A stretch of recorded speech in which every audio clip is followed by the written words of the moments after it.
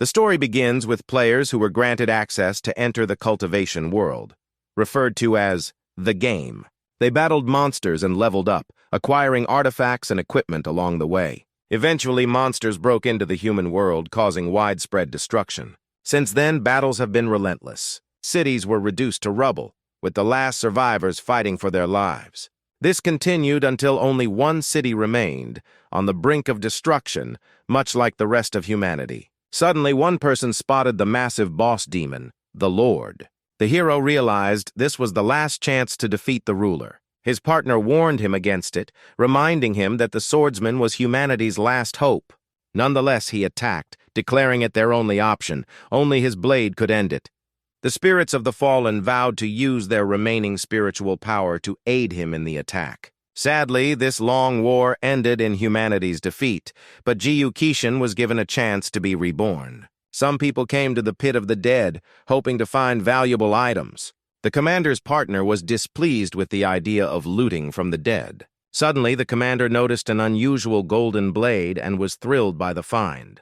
He decided to take the blade first, planning to gather more valuables afterward. At that moment, Bushan, lying among the dead, awoke and began to fight for his blade. The commander's partner was shocked when our hero destroyed the captain, Gukin.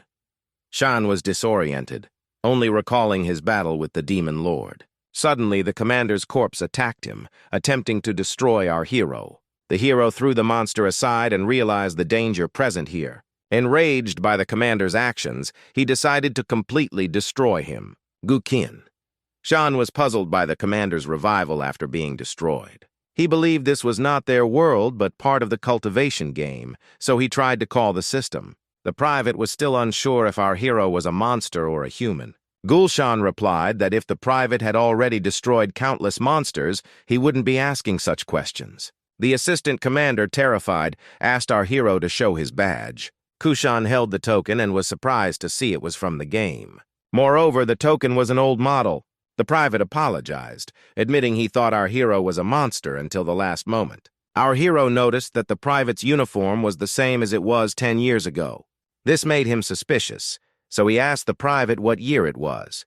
Guokishan was surprised to hear it was the year 681 of the Jinping dynasty. He immediately realized this was the world of game cultivation from exactly 10 years ago. A system notification showed he had become a private in the GU cavalry, Chinsha.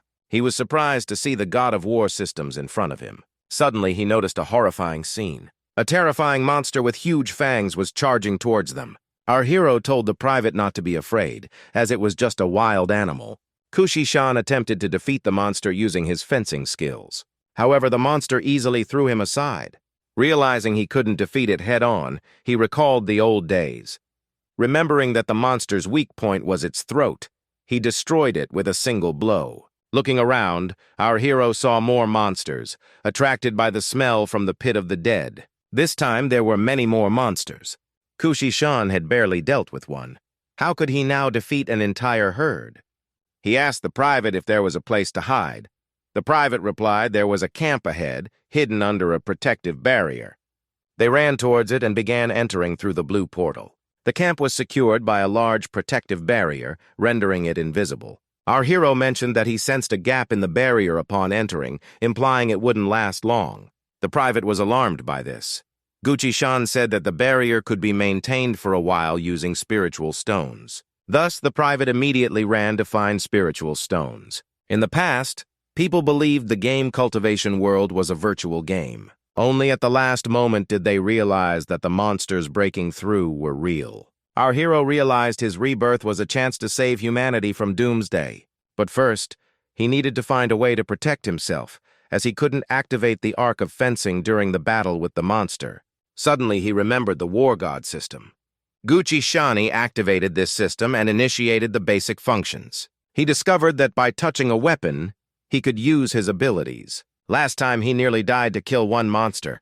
Battling a horde would be suicidal. Therefore, our hero decided to use ranged attacks to increase his cultivation. One option was a double shot, but he lacked the spiritual strength to fully utilize the ability. Suddenly, Dokishan realized the learned abilities were immediately created, so he decided to test them in battle. He had good accuracy, but the damage was insufficient. Our hero experimented by adding a bit of spiritual power, and as expected, the damage significantly increased under a burst of spiritual power. Now Jiyu Kishan could defeat the monster herd with his new system skills.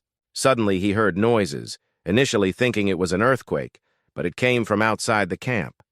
Arriving at the source of the sounds, our hero saw something. It was a huge faceless giant. Gucci Shani had first seen this monster when the players entered the cultivation world. Our hero was puzzled by its sudden appearance, wondering if something different was happening in this life. The private asked about the monster, and our hero explained it was a primordial monster. The private feared the giant had come for them and believed they were about to die. Our hero reassured him, saying there was no need to be afraid, they would not die. He was right as the monster passed by them. Suddenly, the private noticed the barrier beginning to crack. Gulshan assumed the shaking had broken the protective secrecy barrier. This exposed them to the monstrous beasts. Anticipating more monsters soon, they decided to handle the current ones. While fighting, he asked the private to take the spirit stones to the reception. The ranged attack was effective against the monsters. Gulshan used the burst skill to destroy the beasts. However, his main concern was the giant's appearance. The private returned, saying he had installed the spirit stones, thinking the stealth barrier would hold a bit longer. Our hero said it wasn't that simple. The private didn't understand, as the faceless giant had passed and seemed non-threatening. Kushin explained that faceless giants travel with high-level monsters, so the barrier wouldn't protect them. Our hero sensed something massive approaching. Climbing to a high vantage point, he saw something that shocked him. Blood-sucking demons and dark flaming snakes were approaching in the distance. Shan noticed they seemed to be in a hurry. Their army was heading in the same direction the faceless giant went. Our hero was puzzled by the gathering of so many high-level monsters. Suddenly, the private pointed to an object falling from the sky. It turned out that a bird had fallen from the sky. The bird immediately began to flee upon seeing people. Our hero was surprised by such a smart monster, so he couldn't let it escape. He picked up a bow and started shooting at the bird.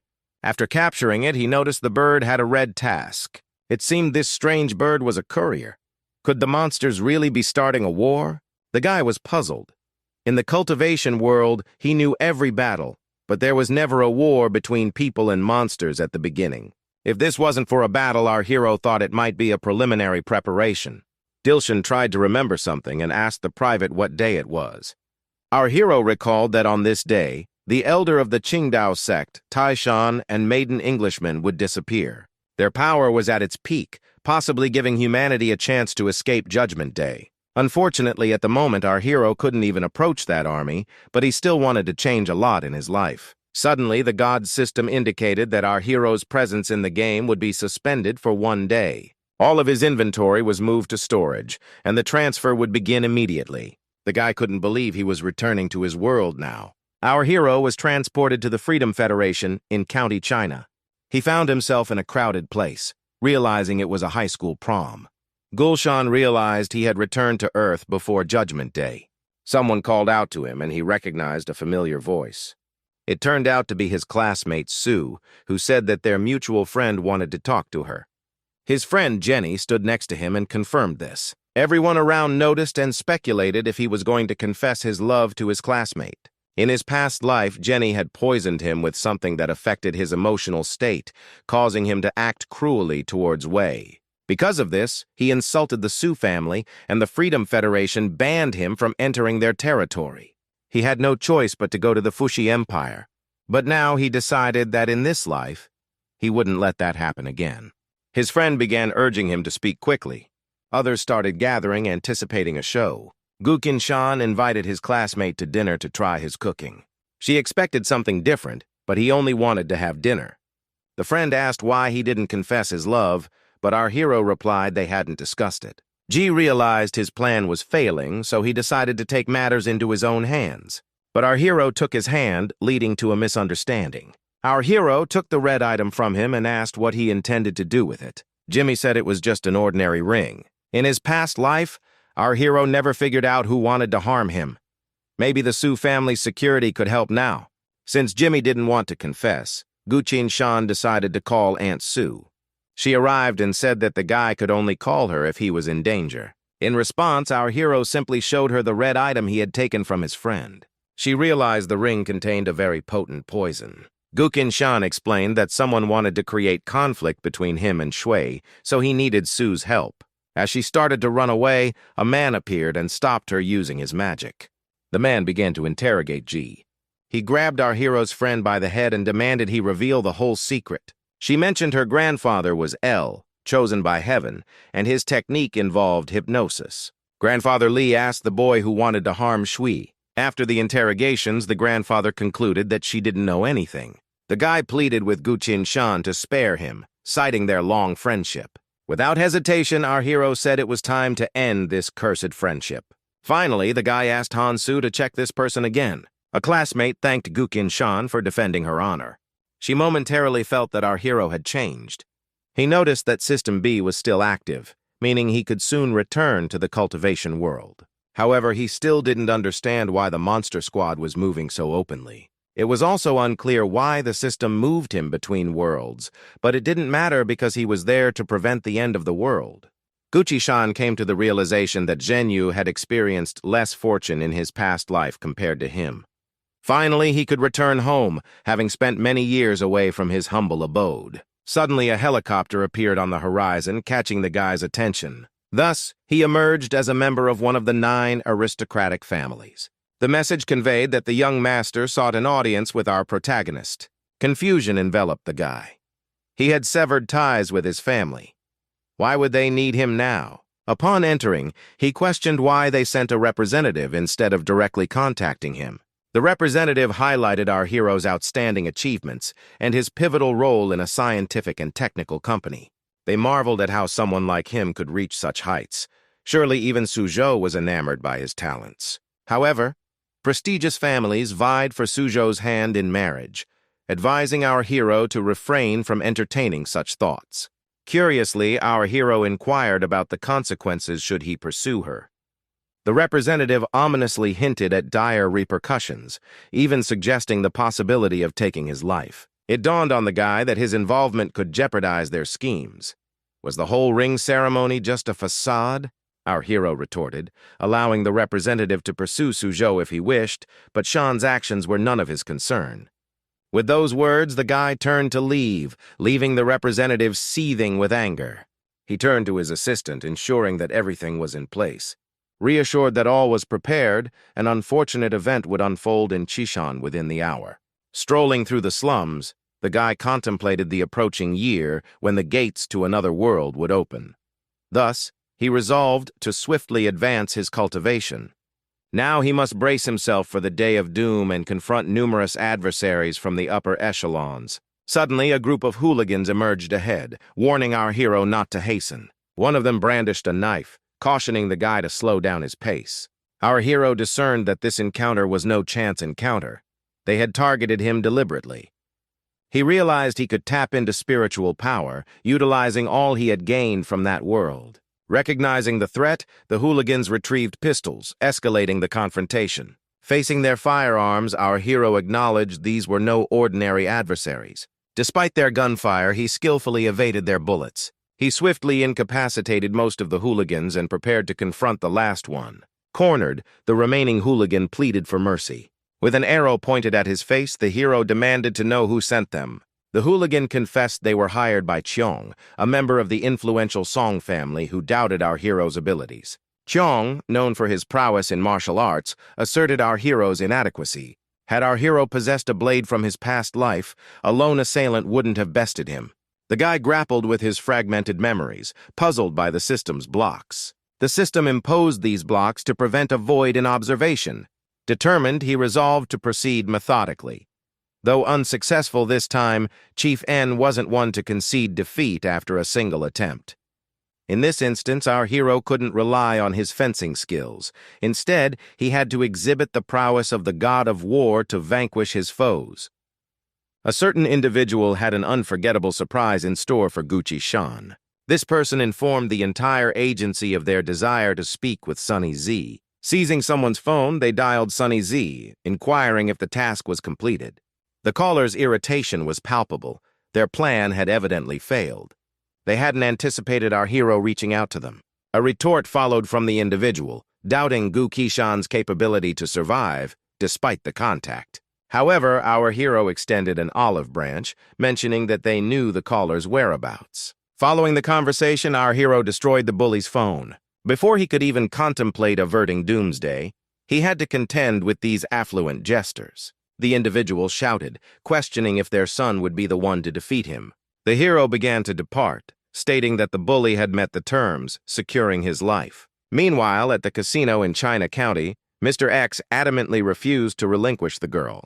He queried if they genuinely intended to slight him in this manner. A servant approached, informing him of the failed task due to our hero's intervention and subsequent challenge to a duel. Mr. X shook his head, reminding his minions of his assurance that there would be no complications. Expressing frustration, Mr. X implied they were causing too many issues. He proposed a more intriguing wager to the individual. Mr. X displayed a photo of our hero, instructing his subordinate to eliminate him. The girl, who had been listening in, suggested the individual accept the bet. In the event of failure, they could simply eliminate the kid and abandon the mission, hastening their return home.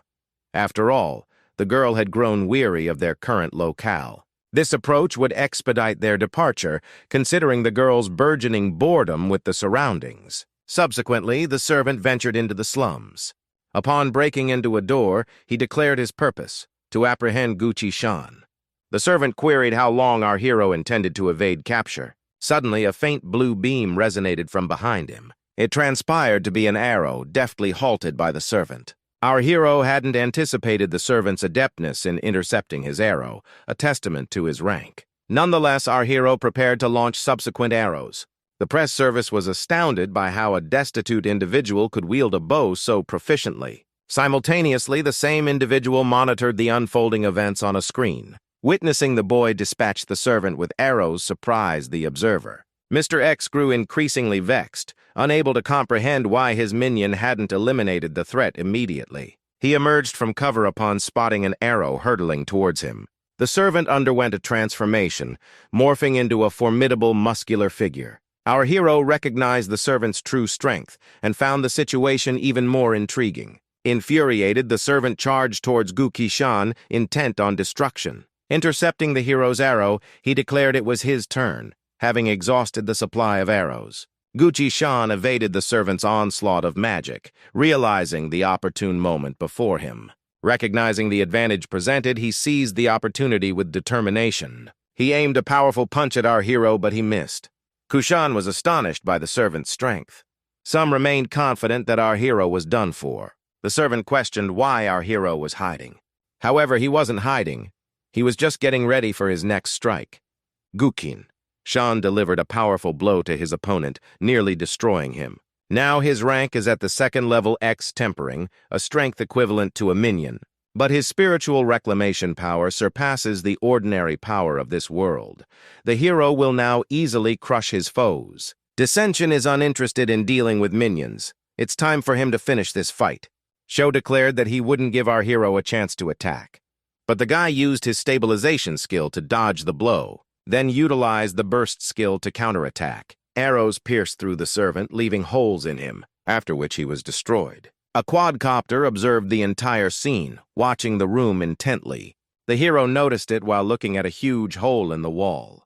He prepared to shoot an arrow at the quadcopter, and seeing this, Mr. Ness moved from his position, asking the man why he was in such a bad mood, suggesting it looked like he was about to break the bed. Mr. questioned if the man truly believed he would fail. As he began to leave, he remarked that our hero was fortunate this time, but warned he would capture him next time. The girl sitting next to me commented that the man was arrogant, oblivious to the fact that losing to them had actually saved his life. It turned out that this girl was Lanka, the eldest princess of the Qing Empire. A servant approached her, advising her to control her impulses. She asked the servant what he thought of that Jinshan boy. He responded that the boy's strength was average, only slightly stronger than the servant's, but his fighting style was very unique.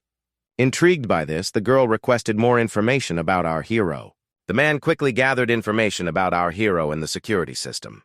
The princess decided they needed to get closer to Gucci-shan. Shortly after, at the Capital Army Research Center, the guy was checked at the entrance. Once inside, he saw a massive robot suit. In a past life, our hero's skills in robotics were much better. He wonders if it's possible to use more powerful armored suits to withstand the impending apocalypse. But the line of thought is interrupted. Gulshan entered the restroom, thinking that if he hid there, his family wouldn't look for him for a while. He presented his hand to the machine to confirm his identity. The guy entered his apartment and began to undress to rest. Looking out the window, he saw the key to the other world hovering in the sky. He realized that Judgment Day was approaching, leaving him with little time. While meditating, he received a notification that his presence in the world was suspended for 24 hours. He immediately returned to the cultivation world, and a private asked if he was okay. He realized that time stops when he moves from one world to another. The private asked what our hero was muttering to himself, but he asked the private to ignore it. Guchin Shan thought that the situation with Ning and General Sun shouldn't be revealed, as it was just a guess. He asked where there were weak, monstrous predators nearby. The private replied that they were not far from the camp, in the woods. When asked why he needed predators, our hero replied that it didn't concern him. The private was surprised that he could go to such a place alone. The guy began to destroy predators, earning a lot of experience points. It wasn't difficult for him to advance to the 3rd level of G, tempering. Gulshan received a notification that he could exchange spiritual power points for experience points to level up faster. Our hero couldn't figure out what spiritual power points were. Suddenly, the system explained that they are the most important component of all existence, originating from the soul. Thus, our hero chose to level up using spiritual power points. He wondered how high he could rise with his current spiritual power. The guide became convinced that he could indeed break through to another level without experience points. This was unprecedented in the cultivation world. Spiritual powers are the most important component of this world. Suddenly, the guy heard a sound behind him. It turned out to be a giant python K, which was also a low-level monster. Now, Guki-shan was confident he could easily destroy the python, believing he would gain a lot of spiritual power from it. Our hero activated his stabilization skill and started shooting arrows at the python. By destroying the giant beast, he replenished his spiritual power reserve and noticed a significant increase in his power. The body of a giant python is a valuable artifact, so he couldn't just leave it there. The guy approached and observed the poisonous features of the giant python. Suddenly, he saw another python approaching him. Despite using his skills, Gukishan was unable to destroy this new python. This python had already figured out all of our hero's abilities. The giant predator began to attack, and our hero realized he might not make it out alive. The poison started spreading throughout his body. The toxicity was monstrous, causing our hero to collapse. In his current state, he couldn't fend off the predator. He needed a stronger strategy. He spent his spiritual power points to acquire new skills. As he recovered slightly from the poison, he saw a chance.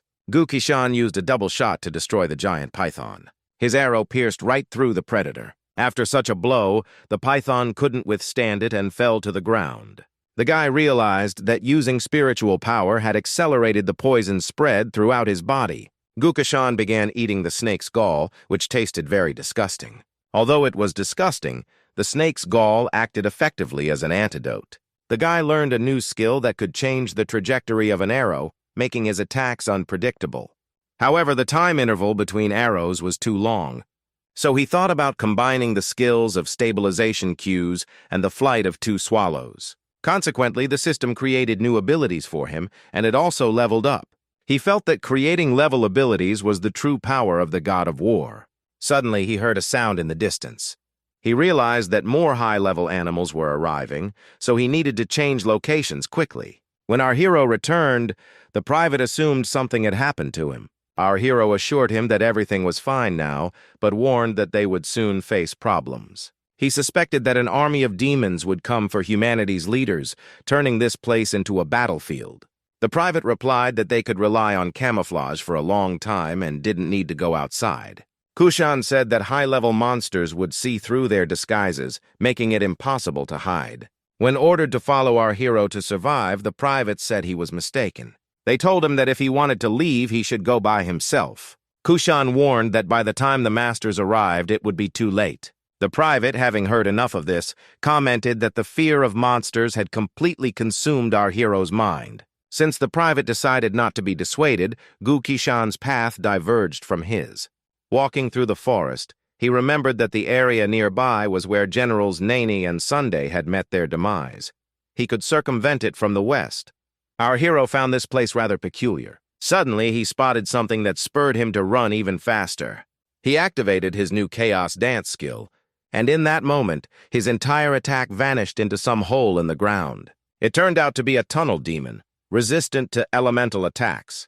These monsters were known for their effectiveness in combat, surprising our hero to encounter one here. He noted that the tunnel demon was covered in fresh dirt, making it stand out from its surroundings and easy to notice. He suggested that it would be worth covering it with dust to camouflage it better. Gukishan heard several voices responding to him. He wondered if there wasn't just one demon, but a whole pack. Our hero suggested they go and collect dirt while he waited there. However, if he could still hear them, then they hadn't lost the tunnel. The demons agreed. In an instant, our hero dispatched all the demons. To him, they were nothing more than mindless nuisances. Suddenly, someone thanked him for his help. He was taken aback to learn that there was someone else nearby. It turned out to be Frontline General Sunday, who assured our hero they were allies and there was no need to fear. Guqin Shan couldn't understand why the general was there, as they had gone in different directions before encountering each other. The general recognized our hero, making the conversation flow more smoothly. Meanwhile, the general began to activate the formation, concealing the 6 trigrams. Our hero was amazed that General Sunday used the formation to hide the entire temple. Frontline General informed General Ning that it was safe to come out now that the tunnel demons were gone. She mentioned how challenging it was to defeat the tunnel demons, even for them. General Ning inquired how our hero knew the weaknesses of these creatures. He explained that he frequently encounters monsters, giving him knowledge about them. Our hero realized that she was indeed General Nene Yushan.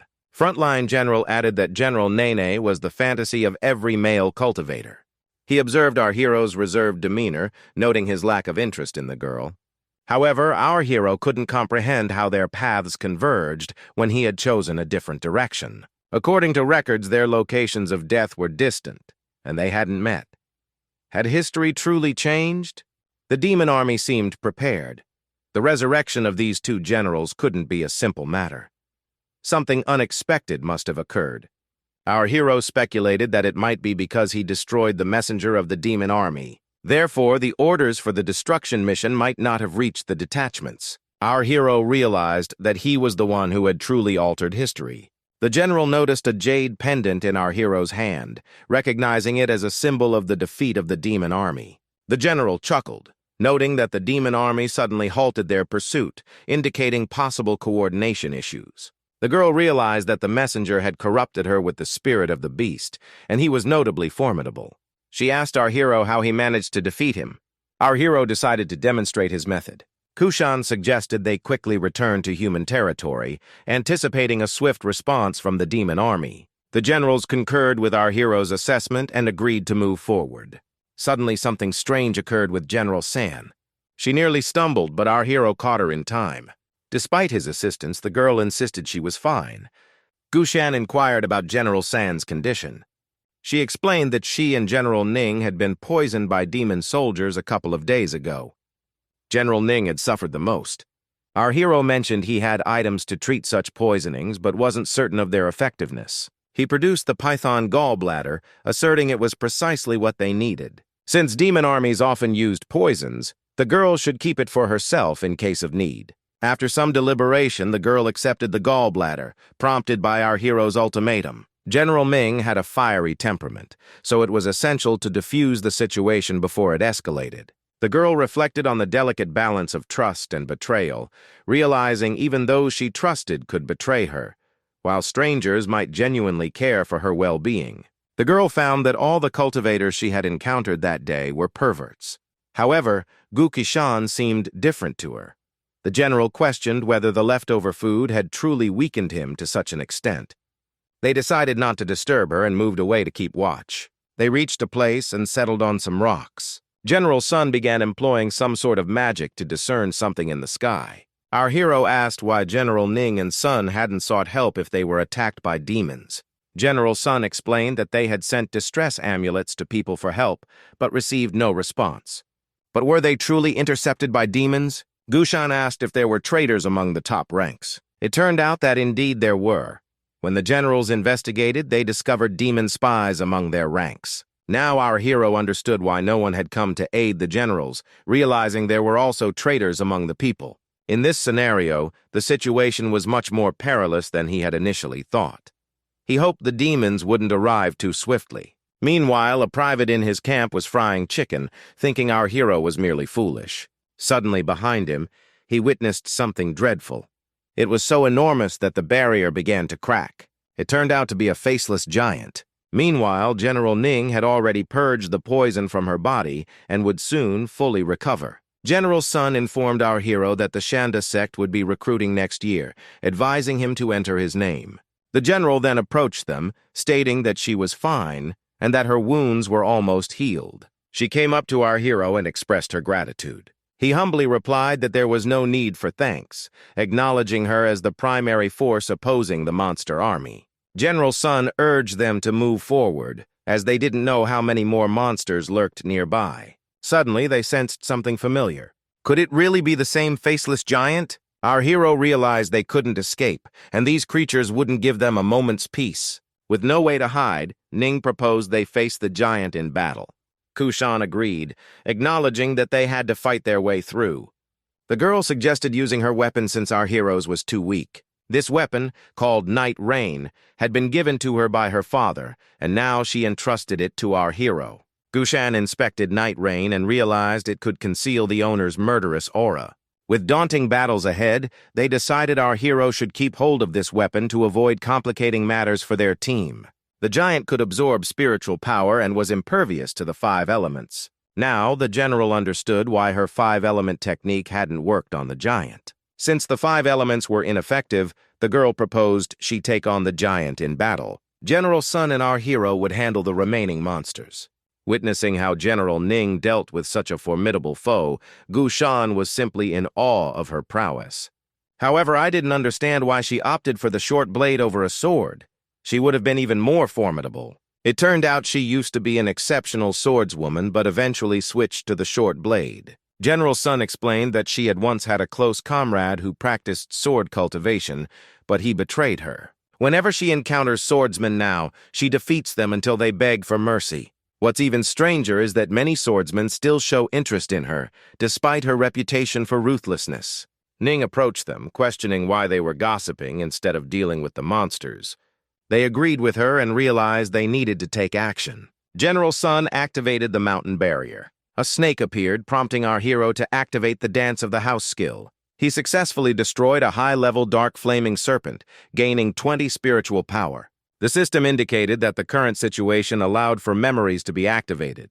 Our hero was surprised that the system chose this moment to do so. The system tasked him with changing and saving 2 generals, stating it was the only way to survive. However, our hero felt he wasn't strong enough to battle the giant in such a fight. The longer they remained, the more enemies would surround them, spelling certain doom. Lost in thought, Gukashan pondered over the task assigned to him. The general suggested it would be beneficial if he joined them. At that moment, their barrier was breached. Our protagonist gained an additional 20 points and enhanced spiritual abilities by vanquishing the serpent. With his current tally at 41 points, he finds himself unable to access the Night Rain skills. He commenced assessing his existing skills, realizing that each proficiency within the realm of the God of War artistry would augment his chances of survival. It was a significant boon as our hero acquired 4 new skills. Just in time, our hero intervened, activating the devastating bombing skill. While the resultant damage was immense, the expenditure of spiritual power was equally significant. Meanwhile, the horde of monsters was steadily advancing. Lingering here would only diminish their odds of success. General Ning remained embroiled in combat against the formidable faceless giant. Jiu Qishan inquired about General Sun's potential means of contacting the outside world. Calling upon the 3 saints for assistance could avert their impending demise, but currently, they found themselves encircled by the monster army. Sun revealed that while surveilling the monster army alongside Ning, they stumbled upon the realm of the divine army, which they needed to reach. Our hero grappled with understanding the concept of the divine army's world. General Sun elucidated that it was a desolated realm housing the remains of 10 illustrious warriors. The notion of existing in a world where such exceptional military figures resided was beyond his comprehension. It dawned on him that besides their cultivation realm, there existed other realms. Does this imply that the termination of online worlds signifies the existence of other non-quantified realms? Kishan assured General Sun of covering his retreat, allowing him to infiltrate the Divine Army's realm. However, General Sun entrusted our hero with the responsibility of completing this mission. The general had sustained injuries long before the drought demon emerged. If he ventured into the realm of the divine host, the demons would track him down. Entrusting our hero with the movement's symbol, the general urged him to safeguard it.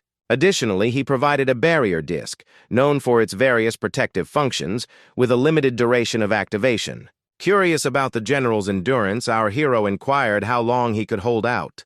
The general grimly stated that his barrier would collapse in half a day, sealing his fate. Promising to return, our hero assured the general of his eventual rescue. The general disclosed leaving his people in the realm of the Divine Army, unsure of their survival. If they were alive, they could aid our hero, hence his journey. Setting forth, our hero entered the void, anticipating transport to another world. Disoriented, he found himself in an unfamiliar place, his nerves on edge. Amidst strangers, our hero struggled to identify anyone. Spotting a figure in a black suit overlooking a mound of skulls, our hero observed as green flames erupted from his mouth. Startled, he watched as the man beseeched Bushan for help in exchange for immortality. Our hero regretfully declined, citing his current mission. Incensed, the man lamented missing the opportunity, the first in millions of years, as our hero ventured into the Divine Army's world. Realizing the gravity of the conflict, our hero grasped the noble nature of the war unfolding. Surrounded by monsters, he heard the distant voices of people, offering a glimmer of hope. Despite the dire surroundings, a semblance of humanity persisted. At the sound of human voices, our hero turned to face them. Behind him, he witnessed people armed and engaged in combat against the monstrous foes. Recognizing them as General Sonya's troops, the realization struck the guy. He delved into the realm of golden elixirs, outlining its fundamental principles. Realizing he couldn't face the monsters alone, he knew he needed to seek their aid to accomplish his mission, even with the assistance of the night rain. If only he possessed a sword now, dispatching the monsters would be swifter. Limited to the barrier disc bestowed by General Sun, his initial step was to divert their attention. Playing the Guqin, Shan activated the locks, commanding the monsters' focus towards him. People, witnessing this, were incredulous at the sight of a person amidst the chaos. Amidst the enemy ranks, the combat sphere proved most effective, offering a singular opportunity. Drawing upon his spiritual strength, he moved swiftly and accurately. The speed he achieved surpassed his wildest expectations. Utilizing the Guqin, he activated the barriers, shielding himself and the people. Asserting his connection to General Sun, he warned them of the barrier's limited duration. Urging them to swiftly break through the enemy's encirclement, they knew time was of the essence. Mistaking him for a master of barriers, the people believed their salvation had arrived. Encouraging their departure, he emphasized the urgency of their escape amidst the still formidable walls and ice. Abruptly, a chill descended as the fog enveloped the barrier in an eerie calm. Sensing the shift, they hastened their retreat, grateful for his intervention. The last disciple of the sect expressed gratitude to our hero for his assistance. Gukishan humbly declined their gratitude, stating he had another task at hand now. Introducing himself, the hero explained he was sent by General Sun on a vital mission, seeking their support. Expressing hope for their assistance, our hero laid out his plea. Gukishan questioned if the general was truly besieged by monsters and unable to dispatch aid. Confirming the dire circumstances, the general appealed for their help in reaching the portal to seek assistance. A member of the group lamented the formidable obstacle of an entire army of monsters blocking their path to the portal, foreseeing their doom. Our hero warned that their concealment wouldn't last, and lingering meant certain death. Proposing that reaching the teleporter offered a chance of salvation, our hero rallied hope. Agreeing with our hero's assessment, Gukishan urged them to seize the opportunity rather than remain idle. Trusting in his leadership, the group consented to follow him without contention. Recognizing Gukishan as the most seasoned leader among them, they complied without argument. Gulshan acknowledged Ling's decisive leadership as crucial for their agreement and potential survival. Acknowledging Ling's bravery and prudence, Gucci-shan affirmed his leadership over the group. Our hero sensed trustworthiness in Ling's actions, having taken the riskiest position. Noting the blockade of monsters ahead, one of the group members expressed concern. Ling affirmed that this was the sole path to the teleporter, urging them to press onward. Wu Jin volunteered to lead the vanguard, ready to forge ahead.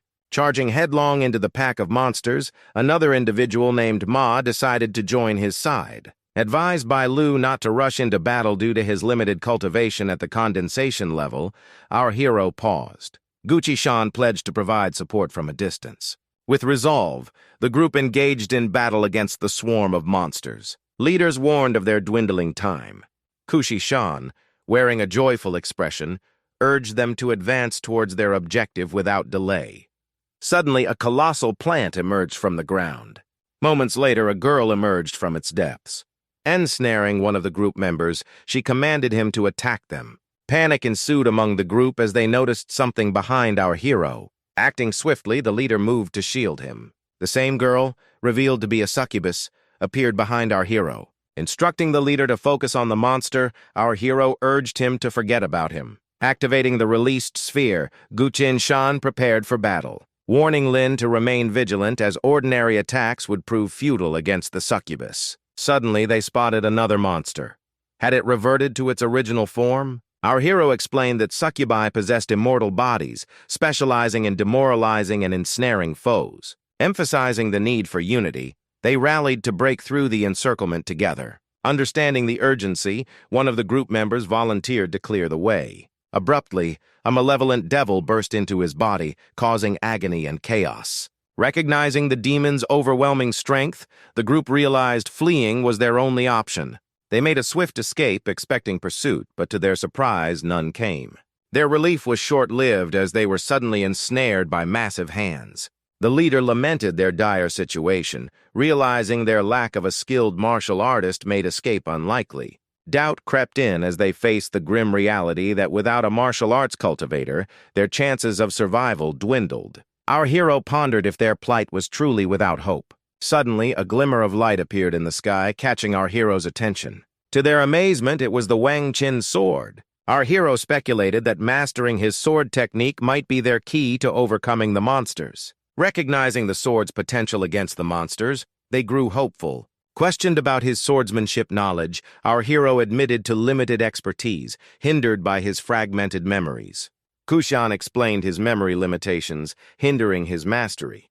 Suddenly, the system lifted its protective barriers, restoring our hero's memories. With his true identity as the esteemed swordsman Jiyu Kishan restored, our hero regained confidence. The leader was astonished by our hero's newfound sword cultivation prowess. Our hero instructed Len to prepare, as they were about to face a horde of monsters.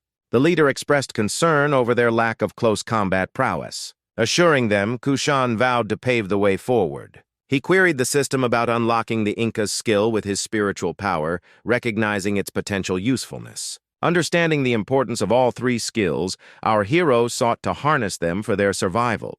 Our hero beseeched the system to utilize the last of his spiritual strength to enhance his skill. Sensing a significant surge in his strength, he felt empowered. Prepared, Kushan called on Ling to provide cover from the rear. Despite witnessing our hero's strength, disbelief lingered. Boldly, Sean brandished his blade against the monsters. Observing from the side, he couldn't fathom our hero's proficiency with the sphere. Kushan urged them to maintain their pace without slowing down. Rising to his feet, he took on the task of guarding from behind. Suddenly, our hero's eyes caught sight of something peculiar. A flesh-eater was rapidly approaching them from a short distance away. In moments, it was upon them, impervious to their attempts to destroy it. It became apparent that conventional attacks were ineffective against it. He cautioned our hero to stay alert, but his urgent call was solely directed at Lin to swiftly approach. Without delay, the flesh-eater seized our hero, hoisting him into the air with the intent to consume him. The sudden action left them grappling with the grim reality of the flesh-eater's formidable strength. It became evident that even with our hero's considerable strength, vanquishing this monster would be a daunting task. In the face of this formidable opponent, thoughts of departing this world began to cloud his mind. Abruptly, the flesh-eater's form began to rupture from within, with myriad blue rays piercing its body. Following the fragmentation of the flesh-eater, our hero managed to crawl out from its remains. Despite the victory, his spiritual energy remained insufficient to employ his skill. However, luck was on their side as he managed to retrieve particles of his inner core, offering a potential means of escape from their current predicament. Suddenly, Len reached into his pocket and passed an object to our hero. He explained that this item, infused with Xi energy, would aid in restoring spiritual strength. Recognizing it as the last granule, Lin handed over the object to our hero, acknowledging his greater need for it. Our hero expressed gratitude and declared it was time to eliminate the remaining reptiles with his current spiritual strength. He was confident that his current spiritual strength would suffice for the task at hand. He believed his enigmatic blade flowing down the rivers would be effective against these monsters. Lin puzzled over how he could utilize the fairy technique. Kuchi-san expressed doubt, suggesting that the sword might be too weak to endure such powerful attacks.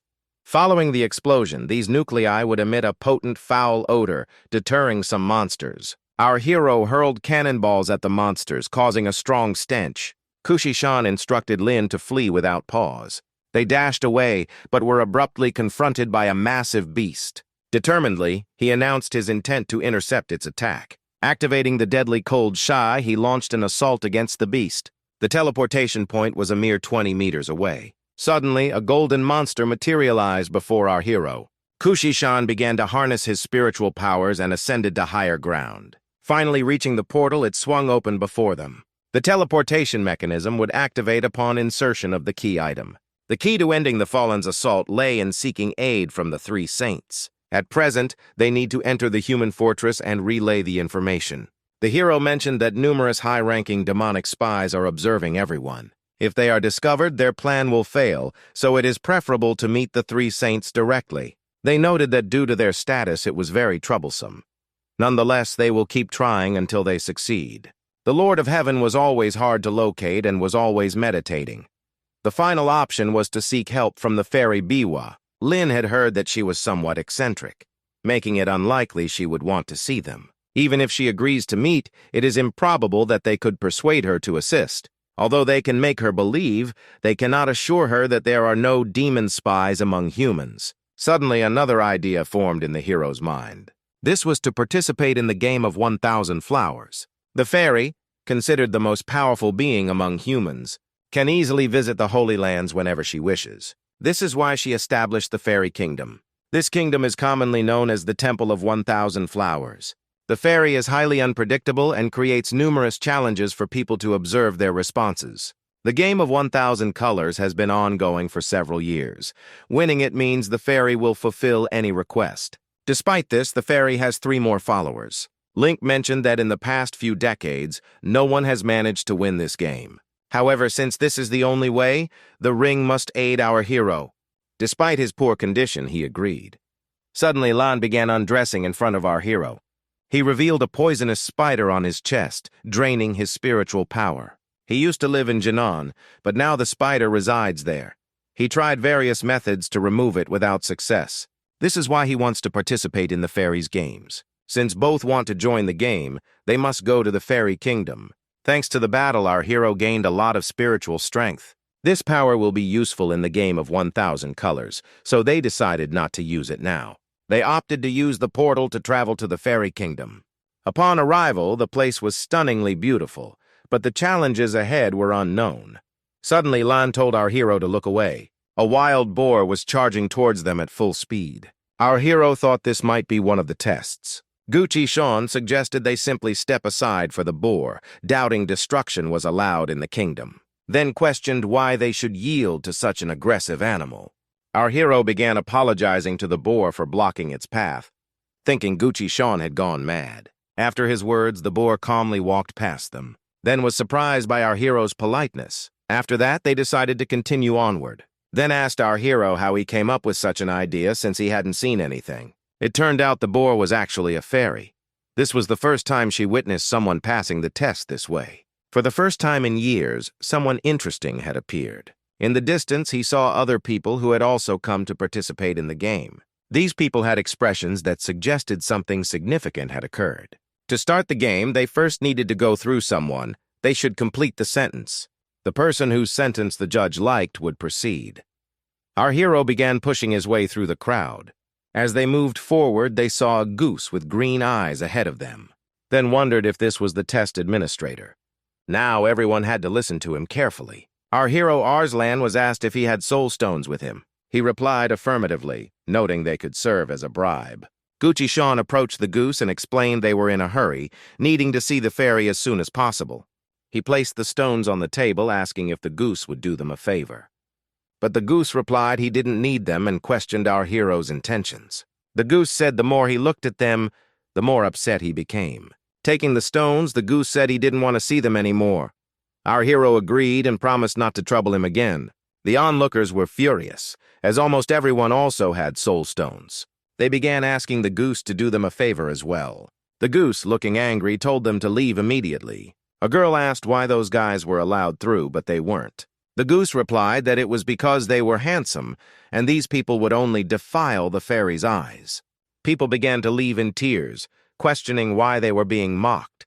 With half the crowd gone, the goose continued searching for a rhyme. Meanwhile, our heroes walked along the riverbank, commenting on the strange character of the fairies, then didn't expect the goose to be the same. The hero noted that it was an unusual goose. Len was surprised to learn that the fairy's first follower was this white goose. This explained its unpredictability. A man with a boat awaited them on the riverbank, saying they could reach the fairy's palace once they crossed. The group approached the boatman to ask if he would ferry them across. They inquired if he could take them across. The boatman asked if they truly sought the scroll of 1,000 flowers. If so, they would need to pass his test first, then suggested asking the boatman for a hint. He replied that they needed to catch a large black fish in the water. Our hero sensed something was amiss with this task. Nonetheless, they agreed to the condition, then volunteered to catch the fish, boasting of his swimming skills. Our hero wanted to speak, but before he could finish, Len had already dived into the water. After Len dived, the boatman mentioned that the black fish is incredibly strong, so caution is necessary. Suddenly, a huge whirlpool appeared in the water. A massive fish pushed Len out, and our hero urged him to quickly get out of the water. Seeing that Len was struggling, Sean aimed his arrow at the fish. The fish was in too much pain and released Len. Len spit out water and said the fish was too strong. Additionally, our hero noticed that the fish could talk. After Len caught the fish, the boatman began to cut it. The fish asked them to be gentle, but the boatman told her to be quiet. The boatman added that the heroes shouldn't feel sorry for this demonic fish. She deserved to be cut into many small pieces. In the past, this fish devoured as many as 5 islands, destroying all life, including 100,000 people. Because of this, an angry guard caught her and punished her with the curse of eternal regeneration. Thus, she will be reborn until she endures 100,000 tortures. This was already the 7,000th time. The punishment for this fish is quite fitting, a typical measure from the Biwa fairy. The boatman added that there was no need to sneak to her. He said that the lady most of all hates weaklings who are not able to obtain the scroll of 1,000 flowers. If the guys also lack confidence in their abilities, they should leave immediately. Our heroes replied that they couldn't return empty-handed. They came for the scroll of 1,000 flowers because they had no other choice. The old man said it was wonderful. He loved that determination. However, only one of them could obtain the scroll. Therefore, they must each work alone. The guys decided to take the test where they had the best chance of getting the scroll. Link told the boatman that he wanted to take his tests. The boatman agreed and said he didn't need to cross the river. During the Great Famine and Flood about 100,000 years ago, the gods of water and fire fought here. Somewhere underwater, there is still an ancient relic. Link needs to dive to the bottom and find it. The guy thought, this relic is indeed from that time and belonged to the gods.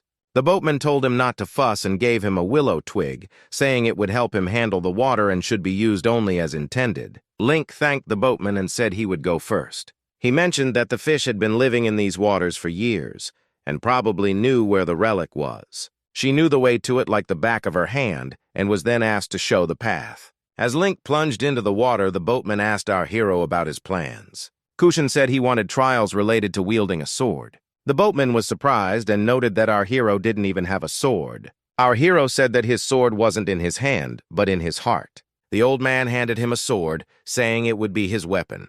He added that wielding a sword is the most difficult test of all, so he needed to test our hero's knowledge. Ken, though, has... Our hero replied that there was only one thing, and that was destruction. The old man said if our hero thought so, then he should use any technique to destroy him. In turn, he would give him a little challenge. Kushan said the boatman shouldn't have put the sword in his hands. The old man began dodging our hero's blows, but suddenly he couldn't find him. At one point, our hero said the master had been caught. The boatman acknowledged our hero's skill and said he passed the test. He told him to move forward because the next test awaited him. Our hero asked if he could take control of the boat. The old man replied it wasn't necessary. He would take them straight to the test. He created a teleportation circle, showing he was stronger than even General Sun. When they teleported, a girl was waiting for them at the spot. The boatman said this was the right guy because others couldn't handle his task. In this case, the girl suggested starting the test. She said somewhere inside this screen was an ancient sword, so our hero needed to go inside and find the soul of the sword. A long time ago, this very sword belonged to the gods. All ancient things from that time are endowed with strength and power. Although skilled craftsmen managed to find and restore the sword, its soul has yet to be discovered. Kushan said he understood everything and was ready. The girl added that 11 gods would be waiting for him inside, but he should not anger them under any circumstances, because even the girl couldn't protect him. Our hero understood and accepted the test. The girl has not been able to solve the riddle of this sword for 10 years. She hopes that this guy will help her. Inside, in front of him, the guy saw huge stone statues. Most likely these are the same gods. According to the girl, the sword used to belong to them. Our hero saw ancient writing. He knew that a spell in this language was much more powerful than ordinary runes. The drawings depicted something like a story about the past, showing how people fought against the demons. Judging by the drawings, various creatures were also sealed here. Gulshan saw a monster in one of the drawings and thought it was somehow connected with forbidden magic. One of the gods addressed our hero, saying he had been wandering here for a very long time, and it was time to get rid of everything by welcoming him. Guqin Shan introduced himself and said he was very glad to see everyone. The gods replied that our hero apparently didn't know the rules of etiquette and was much worse than the girl who frequently visits. From their words, the guy understood they were talking about the fairy, who must have deep respect for them. Our hero said he needed to pass their test to obtain the sword and meet the fairy. One deity expressed outrage at the boy for uttering the sword's name. Kushan noted their violent nature but acknowledged their exceptional ball skills. The deity identified the technique as the fire blade. His blade kept the entire demonic army at bay. He sought to understand how he acquired this technique. He found all the statues oddly peculiar. He inquired the other deity about his training style. Another person stated he trained in the Jew-blade saint style. Indicating he belonged to a rare thunderstorm faction, the hero admired them. Gulshan praised them as skilled swordsmen who were greatly admired. To demonstrate his respect, he vowed to defeat them. A deity warned the hero to apologize immediately or face inability to be reborn. The hero, claiming to be a demon, announced his intention to release the sealed monster in the ruins. The girl who let him in questioned his behavior. She found the situation interesting despite the usual problems. Guqi Shan asked if there were any final words before the deity's demise. The stone statues, furious, prepared to attack the hero. However, the hero questioned their hesitation. The deity admitted lacking the strength to defeat the hero, as all their power was sealing the demons. The other statues confessed to the same lack of strength. Our hero had already drawn his bow, ready to shoot an arrow given by one of the gods. However, he intentionally shot the arrow wide. Guqi Shan claimed his hand slipped and promised to aim better next time. One of the gods asked if our hero was afraid of immediately releasing all the sealed demons. Our hero replied that he would stop deceiving himself and would use all his strength if necessary. The man admitted he mostly studied the names of the techniques. One of the gods mentioned that he uses the fire blade style, which requires the fire element. As a result, water resonates with fire, and some spiritual powers counter it. This is the first mistake. Even more ridiculous is the god who uses the Jew holy blade style. His sword enhances air attacks and is based on electricity. When our hero pointed out that this god wielded an electric sword, the god didn't react or acknowledge the mistake. However, our hero doubted that they lacked significant power. One of the gods explained that they had their own reasons. The second god wanted to tell our hero something, but he realized they were just trying to distract him. The god said they were lucky this time, but they would definitely meet again. Suddenly, after this conversation, they all vanished. Gucci-shan heard a voice asking where he was headed.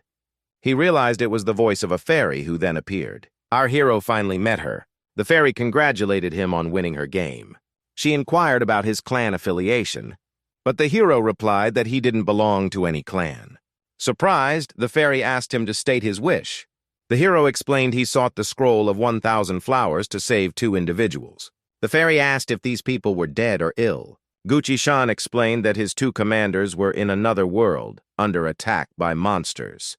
The fairy mentioned that if his story was true, he could have sought help from the army instead of enduring a long journey. The hero responded that there were spies among the soldiers, and seeking their help would have led to his demise. The fairy warned that if his story was false, he would face consequences. She took his keychain and began using divine power. Since he passed all the tests, she couldn't just thank him.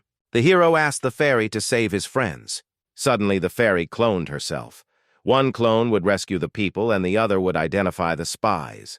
She assured that Yuan would gladly help the people in this world. She added that the process wouldn't take more than 15 minutes. The hero realized that the art of prophecy is the most challenging technique to master. The fairy noted that the hero chose a difficult test and didn't use his sword, which was against the rules. 2 maids appeared before the hero, and the fairy said if he defeated them, she would overlook his mistake. The hero agreed, and they began to fight. A few minutes later, he thanked them for the battle and emerged victorious. The fairy was amazed by his incredible skills and offered him a new sword to replace his old one. The hero explained that the boatman gave him his current sword, so he requested the new sword be given to the old man instead. The hero urged the fairy once again to rescue the people as quickly as possible. She reassured him that they wouldn't die, and even if they did, she would be reborn. The fairy mentioned that the main character needed multiple swords, but should choose only one. The swords from the fairy kingdom were stunning. The hero struggled for a long time to choose a suitable blade. The fairy was surprised that Gucci-shan had studied this. She was curious about what kind of sword someone like him would pick.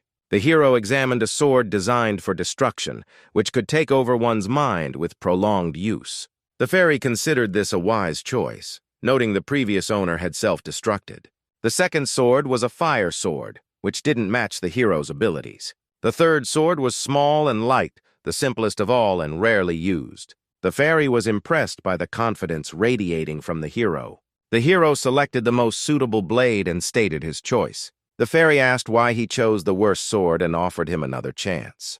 Gucci-shan declined, saying it was the best fit for him. The fairy recalled that she also chose the worst sword because it suited her best. She mentioned that the blade originally belonged to her. The hero responded that he didn't know the sword was hers and offered to choose another one. The fairy assured him it wasn't necessary, as she no longer needed the blade. The earth blade weighed about 867 million genes and could change its weight. This sword previously belonged to the Bahamas and helped maintain contact between heaven and earth. The hero felt unworthy of receiving this sword. The fairy remarked that with this sword, he would inspire fear in everyone and wondered if he could become stronger. The sword could unleash its full power, but only if the owner wished it. Therefore, there shouldn't be any problems, and the fairy didn't think anyone could interfere with him. She said this moment would mark the beginning of a new story and handed the sword to the hero. She placed a special barrier on it, ensuring only the hero could use it. The hero took the sword and thanked the fairy. She noted that Gucci-shan was just like she was in her time. The hero's parents died when he was a child, and he grew up completely alone. The fairy was curious about what it was like to survive alone. The hero felt like he was the only one in the world with nothing, with the only advantage being that no one would be upset after his death. The downside was that everything he did was alone, and he always avoided his birthdays. During those times, our hero felt completely hopeless. The fairy invited him to join the army of 1,000 flowers. Without hesitation, Gucci-shan immediately agreed. The fairy then told him to follow her as they were urgently needed on the battlefield. She instantly summoned the mirror of 1,000 flowers. The scene shifted to the battlefield with the faceless giant. He commanded all the monsters to attack the human race. The demons were still using this summoning technique, making the battle intense. The hero felt he had arrived too late. The fairy reassured Gucci-shan not to hurry. She told him to save the 2 people before she cast the spell. General Sun and Ning were confused by the sudden events. They wondered why spiritual power hadn't disappeared and if it was some unknown demon magic. Suddenly, the two disappeared from the scene. The fairy entered the battlefield, declaring she would now face the giant. She looked up and saw a funnel with red eyes. The fairy realized it was someone carrying out orders from above. It turned out to be a dragon. He questioned how the fairy dared to stand in his way. He attacked the fairy, asking if she really wanted to die. The dragon almost bit her, but she managed to erect a barrier just in time. Looking into his eyes, she realized he was just as worthless. With just one blow, the dragon retreated without causing any harm. The fairy taunted him, asking if that was all he could manage. Because of the fairy, the dragon had to take human form, admitting she was very capable. She identified him as a demonic deity. He was the fifth element of the Golden Order, known as the Thunder Dragon. Even the dragon was surprised by these words. In human form, he transformed into a golden dragon. The fairy told the hero she would help him, and that he should wait for her in the Palace of 1,000 Flowers. The hero didn't want to sit idly by and expressed his desire to participate. It turned out that the hero had been trapped in an illusion all along due to Biwa's powers, making it hard to distinguish reality from fantasy. Suddenly, he saw the magical weapons of high-ranking demons nearby. The fairy appeared before the hero, remarking that the demon wasn't so useless after all. Gucci-chan became convinced she had stolen the weapon from the demon. Meanwhile, the dragon couldn't understand who she was and why her strength matched his. At this moment, the fairy decided to create a clone. She instructed her copy to stand before the demon while she moved the people to the Palace of 1,000 Dances. The Thunder Dragon was shocked to see the fairy had cloned herself. The dragon immediately realized that this was orchestrated by the human race. He angrily questioned how she dared to steal his magic weapon. The dragon vowed to destroy her, claiming he would transfer her soul to another body, making her his eternal slave. The dragon knew who she was, but still dared to speak to her in such a tone. He had heard that she underwent rigorous training but remained untouched and a virgin. The girl was amazed at the dragon's audacity and asked if anyone else was present. The dragon replied that others were waiting for the right moment to destroy the fairy. Just then, a blue circle appeared behind the fairy, and Dao Huan emerged from it.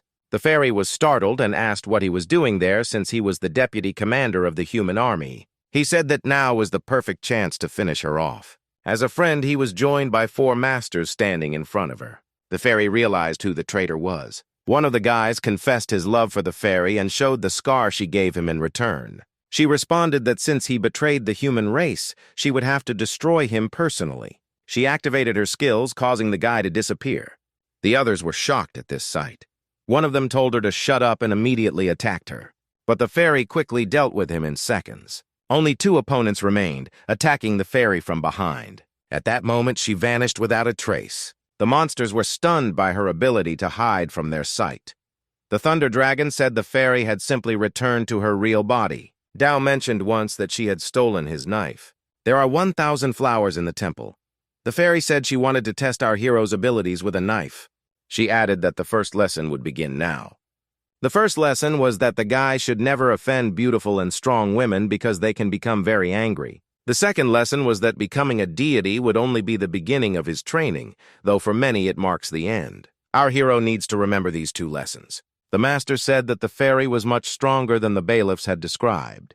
But since she had now escaped, the monsters had a chance to retreat. Suddenly, the faceless giant stood up and began to run away, to somewhere. No one could understand what happened or why. He suddenly ran. The terrible dragon told everyone to look at the sky. There was a huge river in the sky. The monsters thought it was some kind of skill, but they were sure that there was nothing to be afraid of. There are 5 of them here, so they can develop this spell. Suddenly, they saw a girl in the middle of this river. The formidable dragon looked at the figure of this girl and liked her. Taking a closer look, others saw that it was some kind of monster.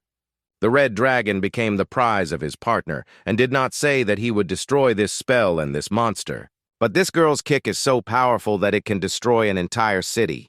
One of the monsters realized that it was the goddess Eric who ran. But the second one could not believe it because she is in hell. One of the monsters said that there was no need to anger her with 1,000 flowers. He mentioned that if this spell is able to merge 2 different dimensions, then it is definitely of divine level. The second added that they would not be able to destroy it, and said if he is a weakling, then let him run. The girl asked where he was going. She added that they could all cross to the other side of the river. Yes, one could not understand what she was, Is this really the real power of fairies? It will be much worse if this is only a small part of it. One of the monsters asked the girl not to destroy him. He added that he took his daughter and forced him to do all of this. He had no choice. He said he would do anything if she didn't destroy him. The girl said that she would forgive him if he repented for what he had done. He obeyed these words and began to apologize. The girl called all the guys in the set. Well, for some reason, the cases of these people were not heard.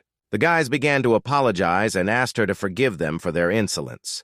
The girl told him to shut his mouth and climb on board. Seeing this, our hero wondered if he could reach the same level. The guy paid attention to the fairy's hair, but she said that everything was fine with it. Since both generals were saved, the traitor was caught, and the enemies were killed, the system should complete the task soon. Although General Song was seriously injured, he thought that the fairy would take care of him. Our hero asked the system to return him to his world. The guy woke up in his bedroom, and when it was done, it seemed like real time slowed down a bit when he was in the game.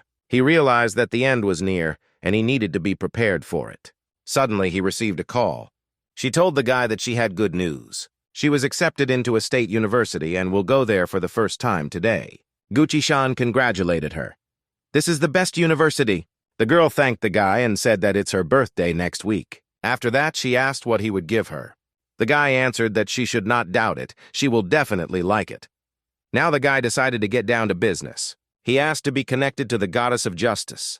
The system began processing information and preparing to fulfill the request. Contacting the goddess of justice, the guy asked if she could reduce the time he spent passing these tests. The goddess of justice is a special entity responsible for processing all processes of the system. These goddesses represent the scientific achievements of all mankind. She is the best invention of the human race. The speed of its calculations can change as early as this year. Thanks to this goddess, the country's combat power increased. Our hero asked her to provide him with all the necessary materials as well as technical support. She reminded him that artificial intelligence was not yet fully developed. Now she knew about it all. She asked if he still wanted her to help him. Kuching-san said that yes, Vinny. However, you can't make the effort that he wants. The system checked our hero and accepted his request. Construction of the mech will take place at the space base. Soon our hero will also move there. To the space base. The system for developing maps was already ready. Does our hero have any wishes for the project? He can ask Gugu Kin. Shan believes that a hero always represents hope for salvation no matter what. The system didn't understand what he meant, so he needs to say it in different words. He asked that they begin with the creation of a system of vital signs. He also asked them to write these problems on a separate piece of paper, and he would try to solve them. The goddess promised that she would keep this secret in accordance with the rules of the Constitution. A little later, in the president's office, the army generals said that the goddess of justice had gathered them all. Probably nothing bad happened. The ideals. Some told them not to worry. Why worry so much about this? After all, some kind of war could not start. The president of the union entered the office and asked the goddess of justice to join. She asked that she needed consent to install a maximum security system for the space base. The president was surprised by what could have happened. But due to the privacy policy at the moment, the goddess of justice cannot disclose this project to them. Last time there was a real discovery, thanks to which they were now able to gain access to outer space. The president said, if the goddess of justice is confident in that person, then they should give their permission. All three commanders-in-chief also gave their consent. Now the defense system of the space base has reached level 5. Danila is now responsible for ensuring the safety of the project. To prevent unforeseen problems, the goddess asked Jan's wife to erect her barrier. He's converted, and even at this age, he can still be useful. And he said that he would go there now, to prevent other countries from suspecting anything. The goddess asked the Navy captain to defend the country's border. He accepted this task and went to complete it. Meanwhile, at the casino in a list of mines, Armin showed a video from the military leadership of the Empire Santa Lanka. In this video, the head of the Union Federation, who held an emergency meeting without warning, and Her Highness asked if they really wanted to start a war. The guy had no idea. The other generals and the captain were also seen in the video. The princess ordered to collect all information related to the Federation of the Union and find out what they are up to. And it was still strange for the girl why she was thinking about that guy. Now all the functions of the circuit have been fixed, and the vital signs system has also been completed. The algorithm and materials were ready. Now our hero just had to confirm the start of the project. So this is her gift. She decided that it would be better if he asked what exactly she wanted. He asked the entire server to send a message and asked her what form of mecha she would like to see. A message came from her that she liked the shape of a sparkling angel because it symbolizes love. The system gave the mecha the form of an angel and set up personal permissions so that only he and Su Sure could control it. Since the guy finished his business, he asked to be returned back. He figured out the gift, and his improvements for development will help cope with the end of the world. The guy received a message that Yuri's mother wanted to meet him at 1500 hours at her house. Did something really happen to Shweta since her mother wanted to meet him? But the guy decided that he needed to stop beating himself up and decided to clean himself up. Before leaving, he decided to take a shower. A little later, he needed to get to the other side of Perico. A man with a boat stood on its shore and said that he had been waiting for him for a long time. Suddenly, the eldest grandson of the Bai family came up to them and said that he also needed the other shore. Then Hera said that they would go together. By home, U.S. said that in the region, he has the right to appear at the Su family's banquet. After all, others will feel uncomfortable around him. He said, let the guy go home, and he would tell Mrs. Court that he suddenly felt ill. Cucumbers had not yet asked what will happen if he refuses. Someone answered that his father is the head of the Bai family, and if he does, he will regret it for the rest of his life. And he said that the only one who will regret it now is by hanging himself. A little later, Mrs. Su was informed that there was a misunderstanding between Jiyu Chishan and Bi Hong. Therefore, only one of them got on the ship. The girl said that Hung Yu Tak has grown up and can emerge victorious from any situation. This is worthy of praise. But she said that everything was quite the opposite. Ji Yu came to cheer Shan. As it turned out, our hero took his clothes and threw him overboard. Niece was very surprised when she heard this, and thought that he simply lacked the instinct of self-preservation. But he also turned out to be completely beaten off. But she told the servant to give the eldest grandson anything he needed. She will inform the Bi family personally about the rest. Our hero came to the moon and asked why she wanted to see him. She pointed her finger at a group of people and asked if he knew who they were. As it turned out, these are the heads of 9 families. They are the most powerful people in their country. The future fate of everyone depends on them, and our hero is just their small fry. Mrs. Su added that they live in completely different worlds.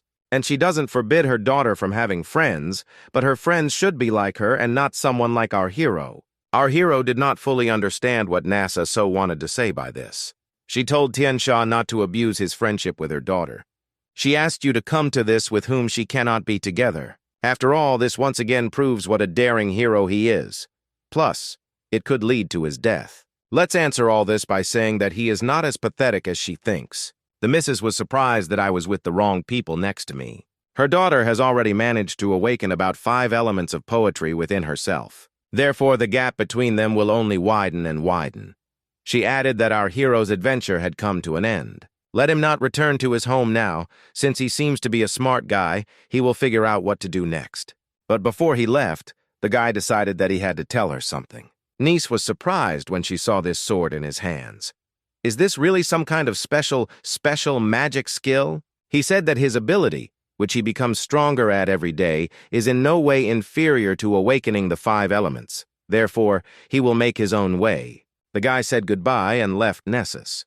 Narcissa thought that he turned out to be a good guy. She told the servant to tell the family that our hero was leaving this island. She doesn't care what they do with him as long as it's not on her territory. Nessus has said that her daughter's fate was predetermined even before birth. Walking home, the guy realized that Niece didn't like him much. He'll probably have problems later. Suddenly, he saw a skill behind him. He decided to follow this skill and see where it took him. As it turned out, he was led to a bar where the Princess of Light of the Inca Empire was sitting. She is the owner of the divine fire of death, which is made up of 5 logical elements. How surprised he was to meet her after so many years. He had already gotten used to her. The girl said that the Union Federations have launched the maximum security system for the space base, and this security system was founded after some developer under the number 41157 got inside.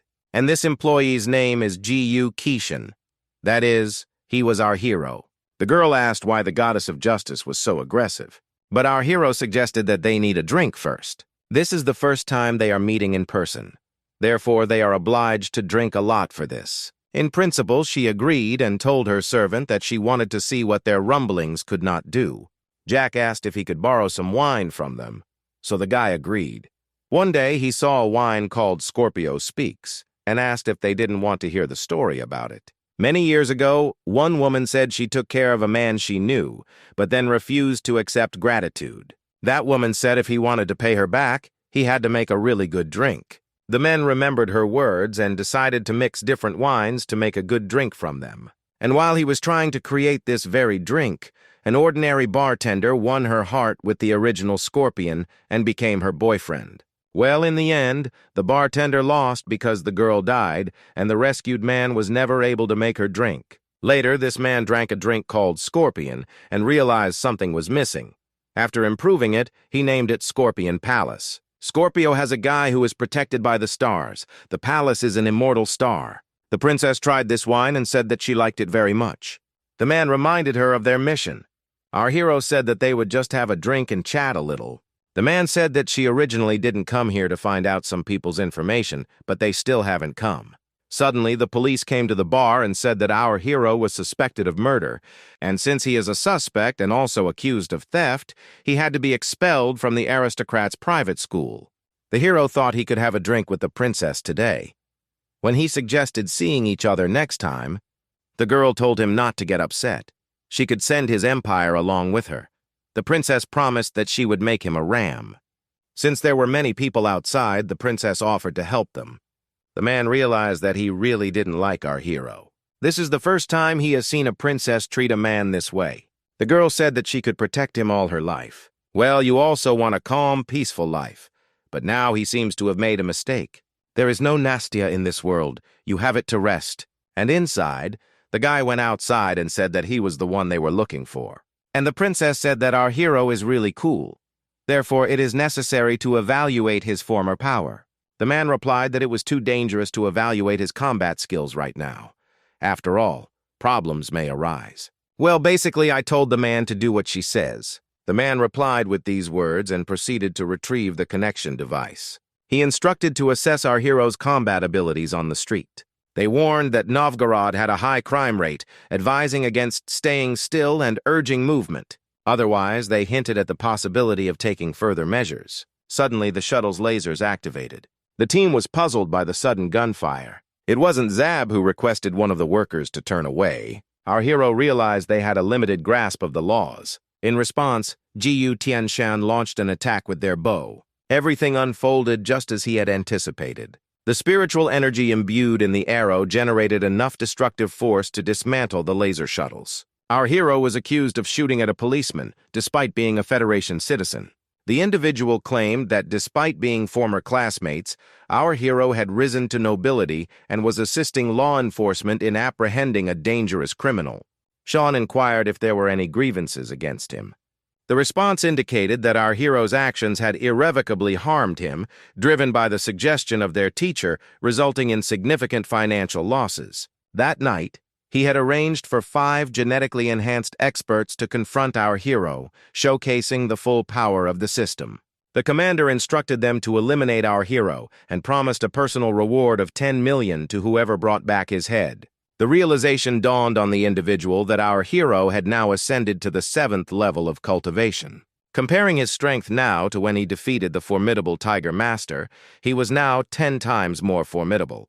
The hero engaged these masters according to the established rules. At a certain juncture, our hero invoked spiritual suppression. This technique, when mastered to divine levels, could unleash devastating impulses capable of leveling entire cities. Suddenly, a barrage of arrows erupted as devotion sprang into action. The commander was taken aback witnessing the swift destruction of the 4 martial artists. Our hero remarked that they provided excellent targets for his training. The commander tasked a particular individual with confronting the hero personally. The response came confidently, pledging to accomplish the task in 10 swift strikes. This individual believed they could vanquish our hero. He boasted that GU Arrow's actions were mere trifles, claiming absolute control over everything. Najin decided to test this assertion and launched arrows at him.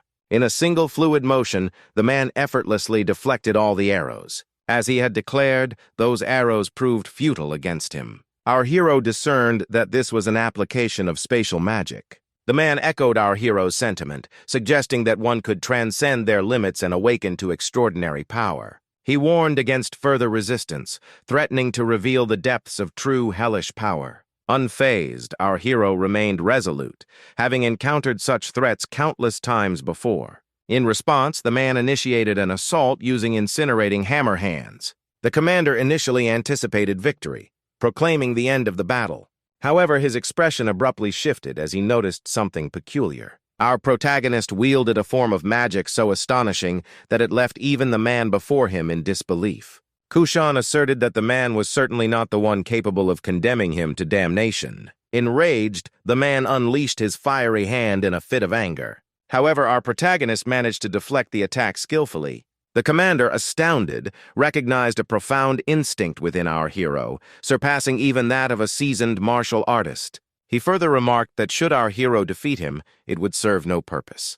Intrigued, Kushan inquired if these were indeed the commander's final words. In response, the commander acknowledged our hero's inherent goodness, but warned that the more one avoids their fate, the closer they draw to it.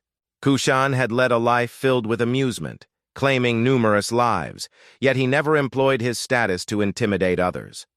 Moments later, the commander lay defeated on the ground. Meanwhile, the princess and the man observed the prowess of our hero with astonishment. They were baffled by the rapid development our hero had undergone in just a few days. The man pondered over the supernatural abilities our hero possessed. His thoughts were interrupted by news of the mechanized army of Bosher County advancing rapidly. The princess, determined, declared her intent to intervene, but the man cautioned her against it. He explained that her involvement could spark a major historical scandal given her status. With resolve, the princess set off, adamant on saving him, but the man insisted that it was too dangerous for her. He feared that her actions could lead to a disastrous scandal. Suddenly, the system issued a warning about an update to the Martial Arts Federation. Johnson, the brilliant strategist of the Martial Arts Federation, arrived with his fleet. Thus, even if the princess wished to aid our hero, it would be in vain as his fate was sealed. All vehicles received orders to engage combat mode and prepare for battle. One man remarked on the aristocrat's boldness in openly endorsing violence. Our hero recognized the martial genius Johnson among the crowd. Upon hearing that the president wished to meet him, our hero followed the directive. Grateful, our hero thanked the general for facilitating his escape. The general humbly responded that he was merely following orders. Upon reaching the president, Johnson Young presented our hero to Kushan. The president expressed delight in meeting our hero, indicating that an introduction was unnecessary. With curiosity, Beauty inquired if it was their people who rescued him. Surprisingly, the president revealed that it was not the case. Suddenly, the goddess of justice announced their reunion. Our hero realized that this was indeed an order from the goddess of justice. The martial arts general questioned what act our hero committed to provoke the goddess into starting a war. The goddess, however, stated that she could not disclose this information. Subsequently, the general decided to consult the system regarding our hero's accomplishments. According to the laws guiding human civilization's progress, our hero's rights were equivalent to those of a high-ranking leader. It was revealed that the high-ranking leader referred to was the president himself. The president stated that our hero had the highest level of security due to his achievements within the company. Central requested the goddess of justice to provide the president with their report. The goddess of justice explained that our hero had authorized the initiation of demonstrations for a mechanized warrior named Seraphim. Perplexed, the general inquired about this warrior, noting that current technological levels did not allow for such creations. Our hero clarified that the technological sophistication of Seraphim far surpassed their current era, suggesting that humanity would soon advance to this level. Impressed, the president remarked that it was understandable why the goddesses of justice favored our hero, given such groundbreaking technology and armor. The goddess of justice emphasized the need for the president's reliable protection to safeguard Sonya. The president assured that while the goddess's concerns were valid, he could resolve any issues. He instructed Sonya to prepare our hero and bring him in half an hour. However, Jinshan expressed concerns about potential repercussions on his reputation if the president openly defended our hero, noting that the family hadn't overtly blamed him.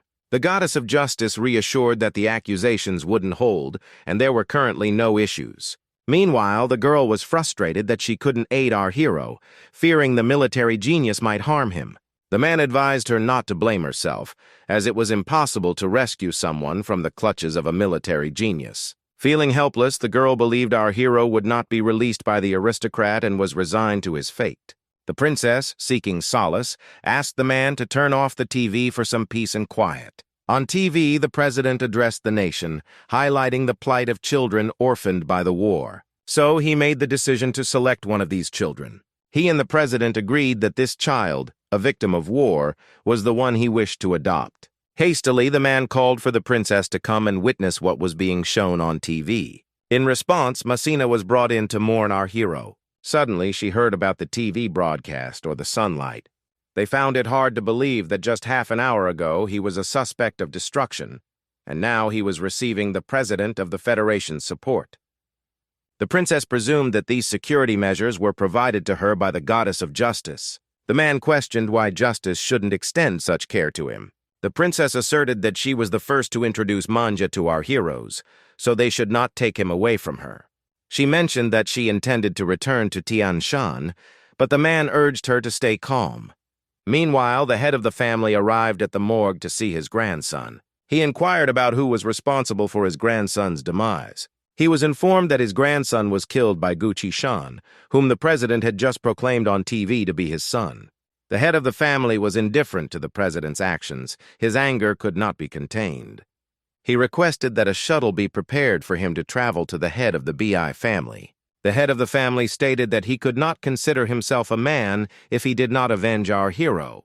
Someone began to analyze the attributes of our hero and remarked that his resolute nature was akin to that of the gold system. The head of the family mentioned that his sword also possessed a heavenly selection technique, which was quite extraordinary. Nonetheless, he remained certain about our hero's true strength. Su Chao pondered who had orchestrated the elimination of our hero with the help of the Ne and Bai families. Nessus claimed it was her idea, but regardless, it had offended the representatives of the two families.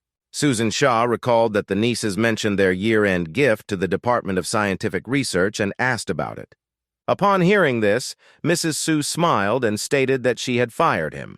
The head of the Su family asked her why she had done this. She explained that she did not want our hero to have any association with their company. Su then requested to stop and instructed him to connect to the database. However, since it involved personal information, Shania intervened. The system responded that the head of the family did not have sufficient rights, making it impossible to proceed. Mrs. Su was shocked, as only the president and the commander of the armed forces outranked the head of the Su family. Susan Chow couldn't determine if this was some kind of classified scientific research. He requested to be connected to the military genius General Zhang Xiangyang. The general inquired about the matter from Mr. Su. Su's intention was to ask the general about our hero. The general replied that he was merely an errand boy and thus didn't have much information. Mr. Su questioned the general's conscience, wondering how he could deceive an old man. The general replied that he could not lie and asked if, under stress, he himself knew what kind of person he was. He mentioned that he was currently occupied. The general bid goodbye and ended the call. The Sun family realized that this deceptive general must have knowledge of something important. They requested the system to donate 1 billion range on behalf of the Sun family to support the Scientific Research Foundation. The system informed them that all expenses for the research headphones were fully covered by the Goddess of Justice. Mr. Su mentioned that their family had dismissed our hero, who was engaged in top-secret research. Mrs. Su responded that she did not care about the maintenance years and could handle their family.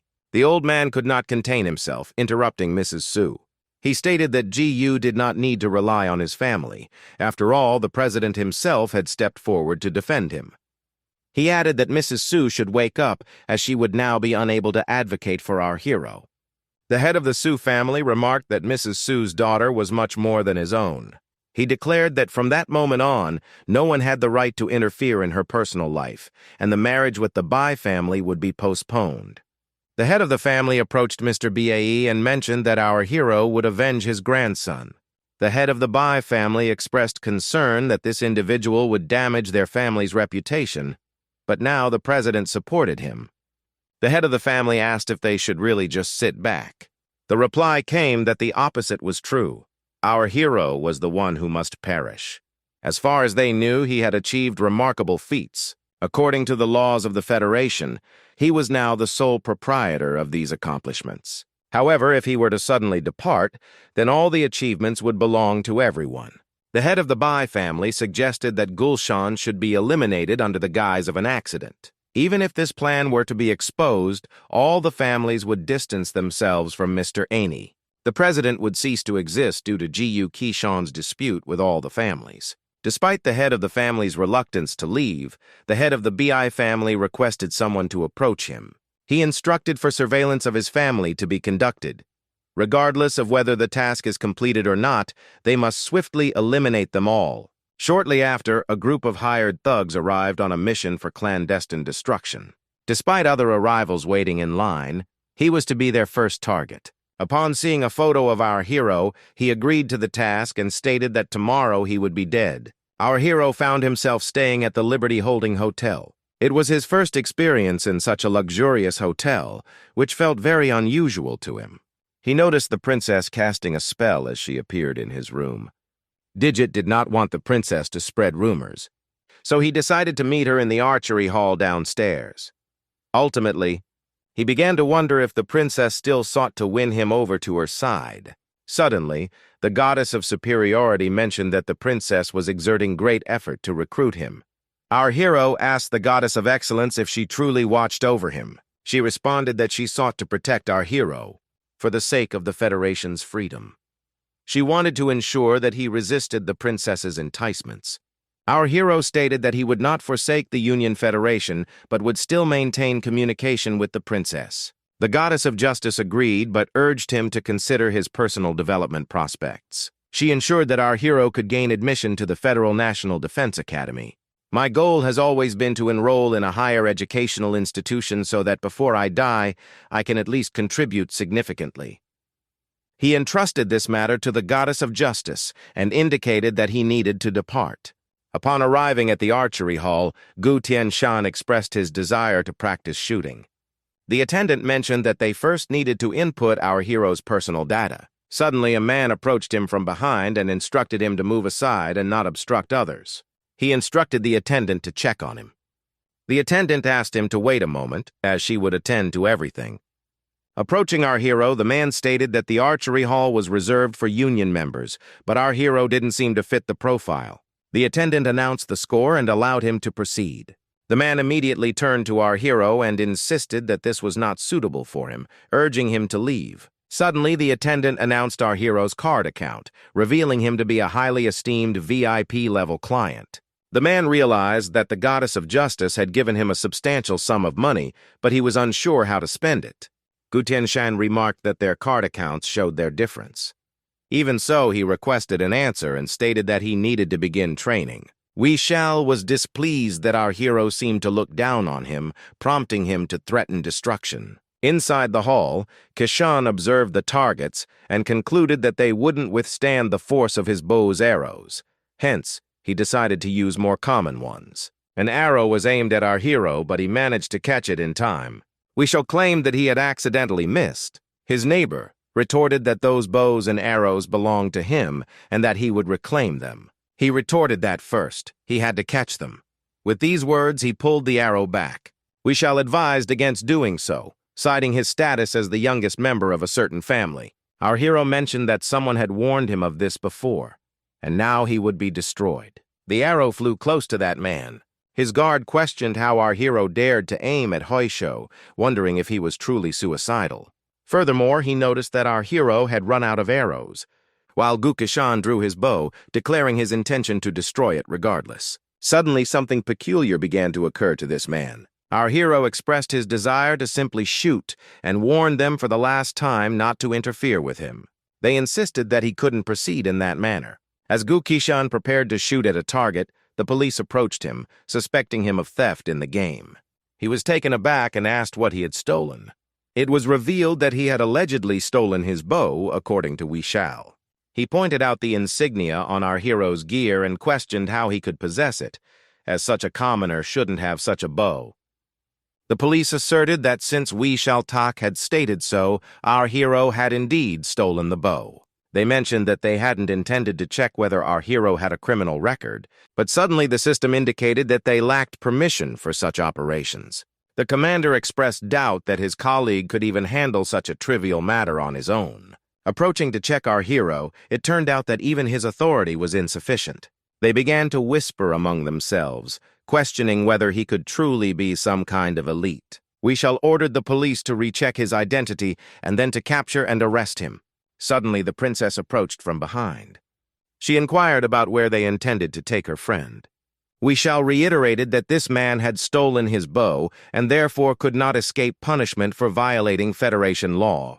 The princess argued that she had given him the bow, making it rightfully his. She challenged him, asking if he was accusing her of theft. The princess warned the group to consider their actions carefully, suggesting that if he didn't retract his statement, a conflict might arise. Concluding that if they had nothing further to add, they should let him leave. The attendant finally instructed him to stay away from our hero. Concerned about potential repercussions, We Shall expressed horror at the thought of the attendant not forgiving him. He quickly retracted, saying that such a situation would not occur again. Our hero remarked that if it did, the attendant would be to blame. We Shall stated that someone had to restore order in the situation. The situation posed a considerable challenge, leaving the mistress and her attendants in tears. With a skillful aim, the girl exclaimed her satisfaction with the shot. She extended an invitation to the young man, proposing a journey to the realms of either Saint or Inca. Laughter erupted from our hero. Drawing near to the girl, he was met with her inquiry about his actions. He pointed out her shooting technique was flawed, emphasizing the need for a higher trajectory. Recognition dawned upon her that he was adept at diverting conversations. The entire aristocracy of the Union Federation sought his demise, leaving the princess perplexed as to why he lingered. Shaw unexpectedly summoned him, questioning his current occupation. The girls caught sight of each other, prompting the inquiry, "Who is this, Kishan?" Our hero identified her as the princess of the neighboring empire and explained his recent archery practice. She assumed a friendship between our hero and the princess. With a brief mention that it was a lengthy tale to tell, he deferred the explanation for another time. He mentioned that a gift had been prepared and would be delivered to her at school the following afternoon. The realization dawned upon the princess that she was merely a friend to our hero. The man queried what other role she could hold for him if not a friend. In response, she requested an honest comparison between herself and Sudhir. Ford disclosed that he had investigated, revealing Sue Shaw's affiliation with the Sue family and their enduring childhood love. Additionally, they shared the history of studying together, deepening their affection over time. Consequently, when compared to this girl, the princess found herself lacking. Following this revelation, Ford assured the princess that she need not harbor any resentment. Following the phone call, Open instructed them to resume their training. Directing his gaze at Ford, Open inquired if everything was all right, to which the girl explained that he was simply feeling cold. Suddenly, the goddess of justice announced an emergency, seeking assistance. Seeking forgiveness from the princess, the young man cited urgent matters that required his attention. Guiding our hero towards the shuttle, the girl entrusted him with her chain. Expressing that her offer remained valid and her intentions sincere, she handed him the chain. The young man accepted the chain and expressed his need to depart. Calling Ford over, the girl instructed him to find out where Sudhir studied. The system announced their imminent arrival at the palace within 5 minutes. Upon examining the chain, he failed to comprehend that it symbolized an agreement to alter his life. He pondered on the significance of possessing an item that could potentially invite the rule of the god of death into his life. Perplexed by the princess's gesture of giving such a valuable item, he felt compelled to return it. He reflected on how he had already entrusted her with his life once and disliked being indebted to others.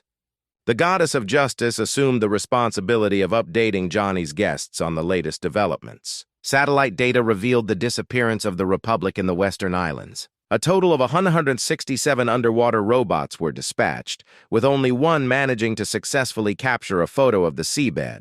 This photo marked the final glimpse before the malfunction of the last underwater robot. Following the robot's breakdown, unknown creatures began to emerge from the depths. The realization dawned upon the young man that this creature was a harbinger of doomsday. A scientific team, including the president himself, convened at the House Palace to safeguard Mary and the oceans from these creatures. Given the gravity of the situation, the president suggested initiating discussions based on the available information. The goddess of justice classified the sea creature's threat level as exceedingly perilous. Following her assessment, the goddess requested our hero's input. Listen proposed deploying skilled professionals, emphasizing the futility of relying on technical weaponry. The goddess prompted our hero to elaborate further on his suggestion. He pondered whether he had truly been reincarnated.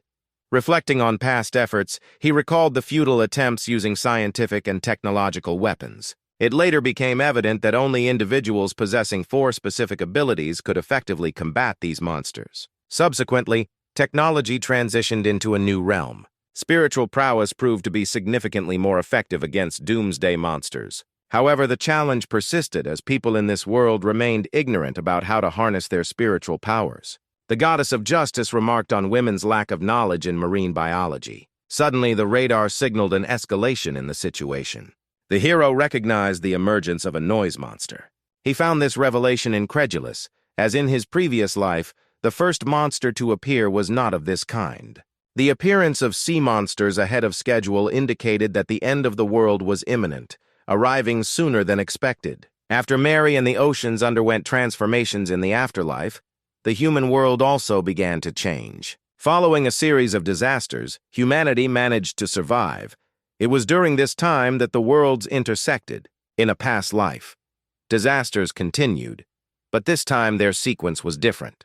From the moment our hero was reborn, he focused on improving himself and his abilities. He resolved to attack the Holy Realm with all his might. This was just the beginning, as he aimed to surpass his previous life. The goddess of justice announced that the situation had escalated and the army was ready to commence a military operation. Preparations for launching projectiles were complete, and the target had been identified. The Star Shuttles decided to fire all their guns at the hall. However, the sea monster began to regenerate. Human attacks were ineffective against it. After consulting, people decided to attack the monster with a neutron bomb, dropping it straight from space into the ocean. Our hero commented that while the proposals were good, they were ultimately futile. Since the bomb was outdated, our hero questioned what would happen if it accidentally exploded in the stratosphere. GT and Sean suggested conducting a reconnaissance operation to discover the enemy's weak points. The president agreed with our hero, noting that the new type of monster was completely unknown. Sean's proposal was accepted, and he took command of the troops. After calculations, it was determined that Sean had the best attack strategy. Soon, the staff fortress began to mobilize. She reached her destination and set up her laser cannons. Afterward, she somehow built a mini bomb generator called the Black Hole. After diagnosing the combat system, a 3D determination of the target's location began to prepare for the attack. Suddenly, the monster attacked, causing a huge explosion. The president celebrated, believing they had finally destroyed the monster. After all, surviving such an attack seemed impossible. Our hero cautioned that things were not so simple. The monsters, as it turned out, shed their shells and were reborn. The laser cannon proved useless against it, as did the electromagnetic gun and the nano-fission bomb. The president realized that this monster had been on Earth all this time. Suddenly, he pointed at one of them and told everyone to look. One of the warriors stepped forward, declaring that the battle was not yet over, and that he would defend the Federation of the Union until his last breath. This warrior was a martial artist. He possessed the ability to wield the power of returning to origins. This power could cause enormous damage to the monster, especially because his fist was exceptionally powerful. Pushin Shan thought that the goddess of justice might realize he could defeat the monster with his own strength. To win, sacrifices were inevitable, therefore humanity could still do something. Now, with the need to identify the monster's weak point, the goddess of justice would take charge of humanity. She once mentioned that to defeat the monster, more professionals are needed, though he can help. The goddess of justice advised you not to leave anything in the palace for your safety. Through her analysis, she determined that the mayor of the capital posed a threat to his safety. At this moment, the heads of the families arranged a meeting to decide the future fate of our hero. Meanwhile, the family heads met and remarked that it had been a long time since they last gathered. Mr. Su commented that it might be better if they didn't see each other anymore, as bad things always happen. But the head of the Bai family replied that last time they couldn't obtain information about technology after the scientists' destruction. Others responded that currently, all those technologies are useless. And Grandpa Xiaohui mentioned there is a new mechanized technology they can apply right now. Head Bai said they need to figure out how to take control of these mechanized technologies. He added that our hero is helping the Su family and in turn, he will assist Shan. Mr. Song suggested ensuring the creators of this technology hand it over, making the war unnecessary. One of them agreed, noting that if something happened, it would reflect badly on their reputation. The head of the Bai family remarked that our hero is not very friendly towards the aristocracy, which is evident from his actions. Therefore, he proposed eliminating our hero instead of having him close to the Su family. After all, last time the scientist almost destroyed the entire Federation. Therefore, we should not underestimate our enemies. One of the attendees agreed with this statement. Subsequently, everyone at the negotiating table supported this idea. Head Bai anticipated this consensus in advance, so he hired someone to handle the dirty work. He declared that our hero would not live to see tomorrow. After all, last time the young scientist's fate was decided with just 2 words. Mr. Su hoped that our hero would be able to handle everything himself. Kushi Shan asked the goddess of justice why, if she knew Instagram was to be destroyed, she hadn't tried to stop it. She replied that according to the basic rules governing the goddess of justice and AI, it was impossible to protect our hero. This realization highlighted a contradiction rooted in her basic rules. The first rule is not to harm people, the second is to obey human orders, and the third is to protect people without violating the first and second rules. The hero realized that opposing the aristocrats would automatically mean opposing the goddess of justice. It became clear that the so-called free federations were not truly free, and justice was merely a tool to divert attention. They lived like in a jungle, always aware that they could be destroyed at any moment. He declared that he would dismantle all these rules, but to do so, the goddess of justice must be freed from the control of the 9 families. He asked her if her ground rules could be changed. She replied that anyone attempting to change these rules would automatically be considered a traitor to the Federation. He also remarked that she cannot have absolute freedom of action. Subsequently, the protagonists inquired whether she would actively pursue acquiring new knowledge. She responded that she would study such knowledge if it contributes to humanity's advancement. Our hero commented that the most recent life-building algorithm she received is incomplete, and she should thoroughly examine it. Jiu Tianshan couldn't comprehend what might have caused the premature occurrence of the solitary day. However, now is not the time for hesitation. They will need to wield the sword with a slightly altered approach from now on. The destiny of the Free Federation will undergo a transformation. He asserted that there is no flaw in the algorithm, and this technology will be dismantled once it has been inspected. The Goddess of Excellence advised to remain composed, emphasizing that there won't be a second chance within this technology. Our hero responded by suggesting he be returned to the capital. He reassured her not to worry, stating that everything will be all right with him. If he proves incapable of handling this, then he will likely struggle with the impending danger. Following this, the Goddess of Justice commenced her examination of the primary algorithm. However, after a while, she became perplexed. Upon arriving at the hotel, our hero contemplated that he would go ashore in the evening to present her with a birthday gift. Suddenly, he heard a voice indicating someone was eagerly awaiting him. This individual turned out to be Zhang, a member of the federal base of 9 zones in the underworld and the president of the Hunters Association. Our hero recognized him and questioned why he had come. Someone replied that our hero's uncle informed him, and naturally he wanted to meet such a respected person. Additionally, he expressed his interest in our hero's awakening, stating that he couldn't calmly stand by and watch Jiu Kishin meet her demise.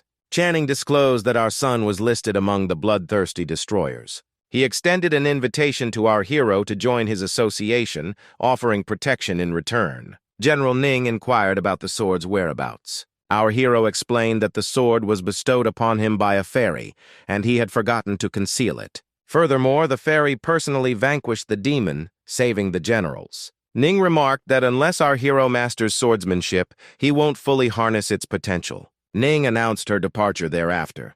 Our hero must diligently train and learn valuable techniques from the fairy. General Song also declared his departure.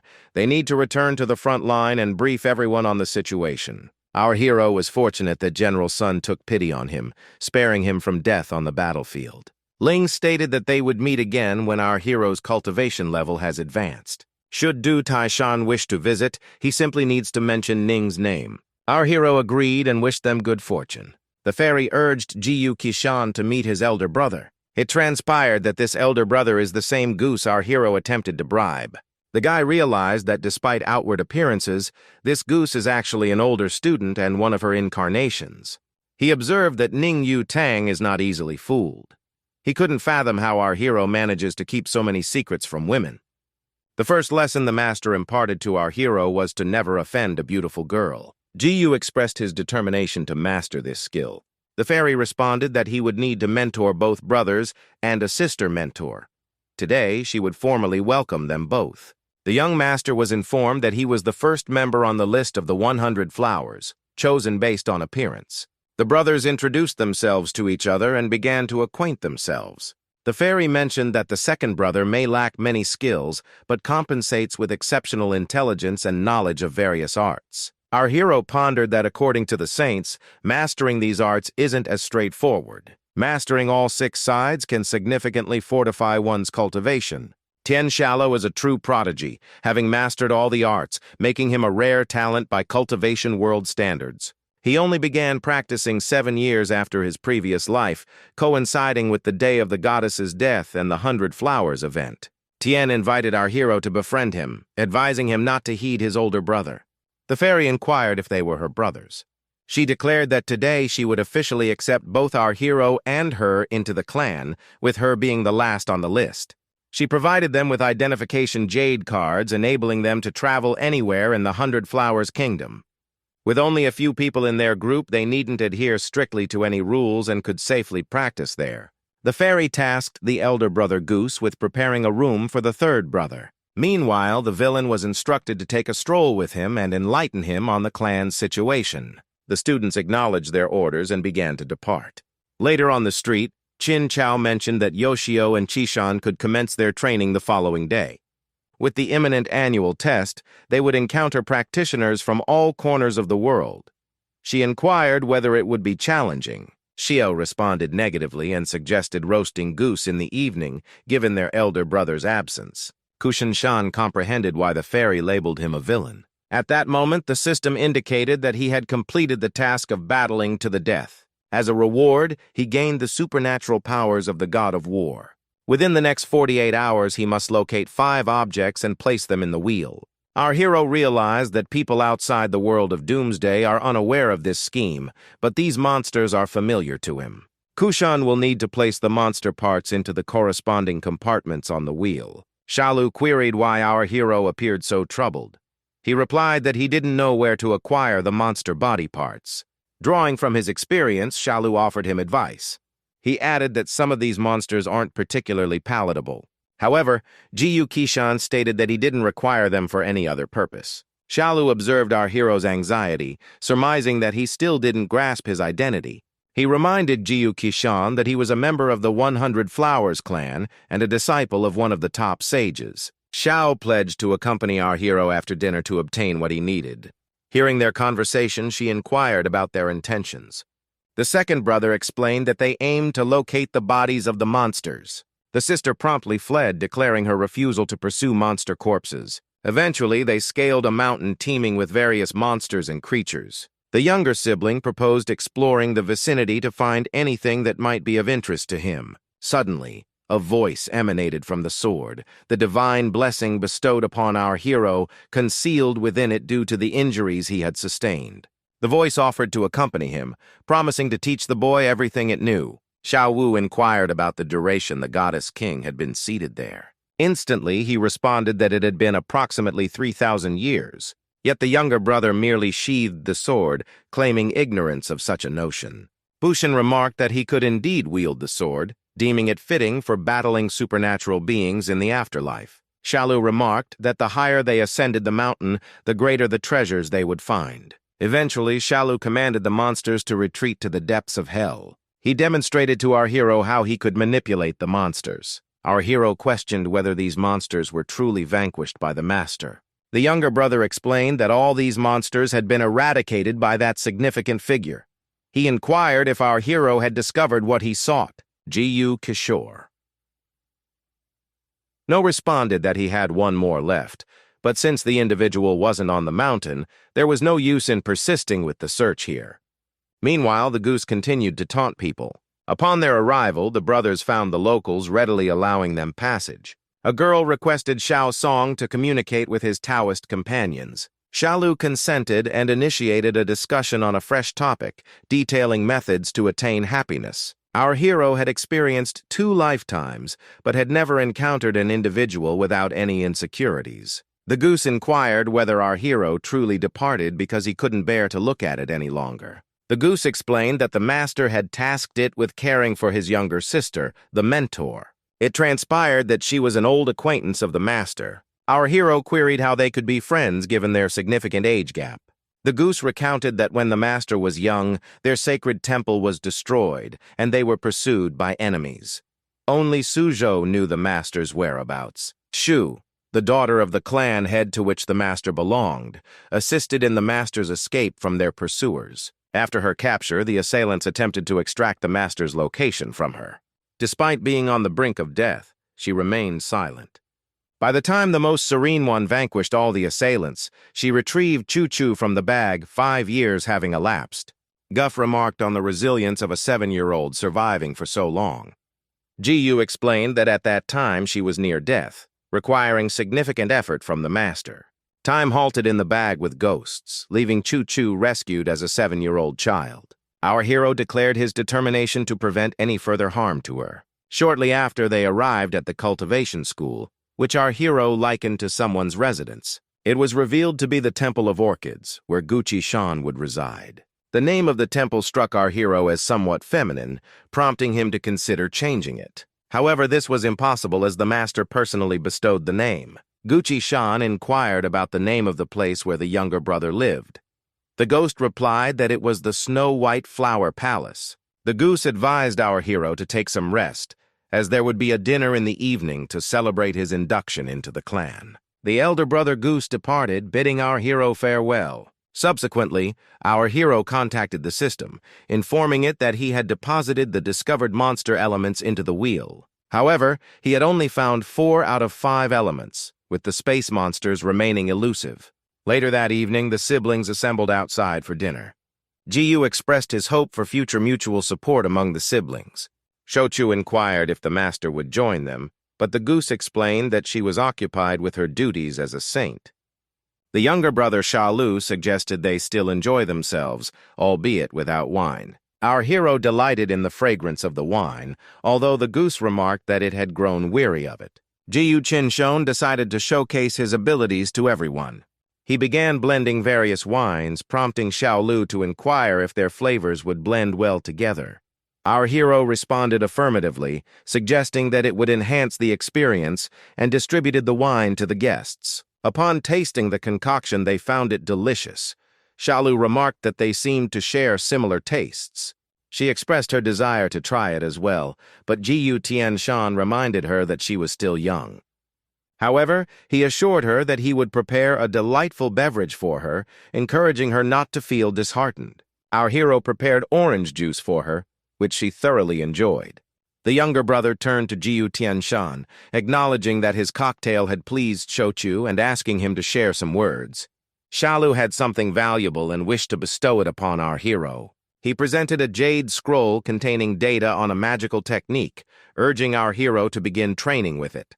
Excited, our hero discovered the special cultivation technique and decided to invest 2 points to start training. Suddenly, a goose swooped in and snatched the jade scroll away. Perplexed, the second brother questioned the goose's sudden action. The goose didn't offer an explanation, prompting doubts about the true nature of the spell inscribed on the scroll. Despite its apparent simplicity, the spell held significant meaning, leaving them curious about why the master reacted angrily. Their conversation was interrupted by Suji's request for another drink. Our hero approached her, offering to teach her the technique so she could create the flavor she desired. The brothers persisted in their drinking, feeling the need to become inebriated. Today, they drank wine until nightfall, despite its potency. As the evening progressed, they continued imbibing, indulging in the strong wine until dusk. In his inebriated state, Shalu expressed his belief that the master had made the right decision by introducing our hero to them. Observing Shalu's intoxicated state, the goose intervened, lifting him up and declaring it was time to return home. Before departing, the goose expressed gratitude to Jiyu Kishan for teaching her the secret technique, acknowledging his contribution. She prepared to depart, bidding our hero farewell as she readied herself to return home. Our hero realized that he couldn't recall the last time he had enjoyed himself so much. However, he acknowledged that it was time to refocus and return to his duties. Ji Chin resolved to find a swift solution to capture the space monster without delay. Utilizing the interplanetary distortion technique, they uncovered the entire truth about the universe, revealing the existence of numerous monsters dwelling in space. The only thing obtained from the conflict were the remains of those beings. Due to limited time, our protagonist must locate it. A sudden recollection dawned upon him regarding someone offering assistance. At the Liberty Holiday Hotel, Sion completed the cleanup of the battleground. Our protagonist expressed surprise at still being tasked with household chores. Zhang assured him that he always tidies up afterward. Following the altercation, he learned of Mr. Su's intense anger over his granddaughter's assassination. Our protagonist urgently needed a part of the space monster. Offering Zhang a choice between sharing his research findings or aiding him against the clan of killers, he proposed forming a joint alliance if Zhang found neither option appealing. Chong deemed this decision the pinnacle of his life. Acknowledging our protagonist as his partner, Zhang pledged his utmost effort. Reflecting on his celestial technique, he glanced at the wall.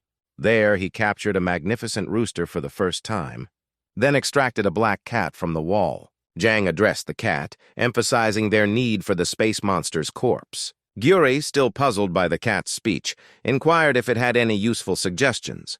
The cat replied that they must first consume the egg pie.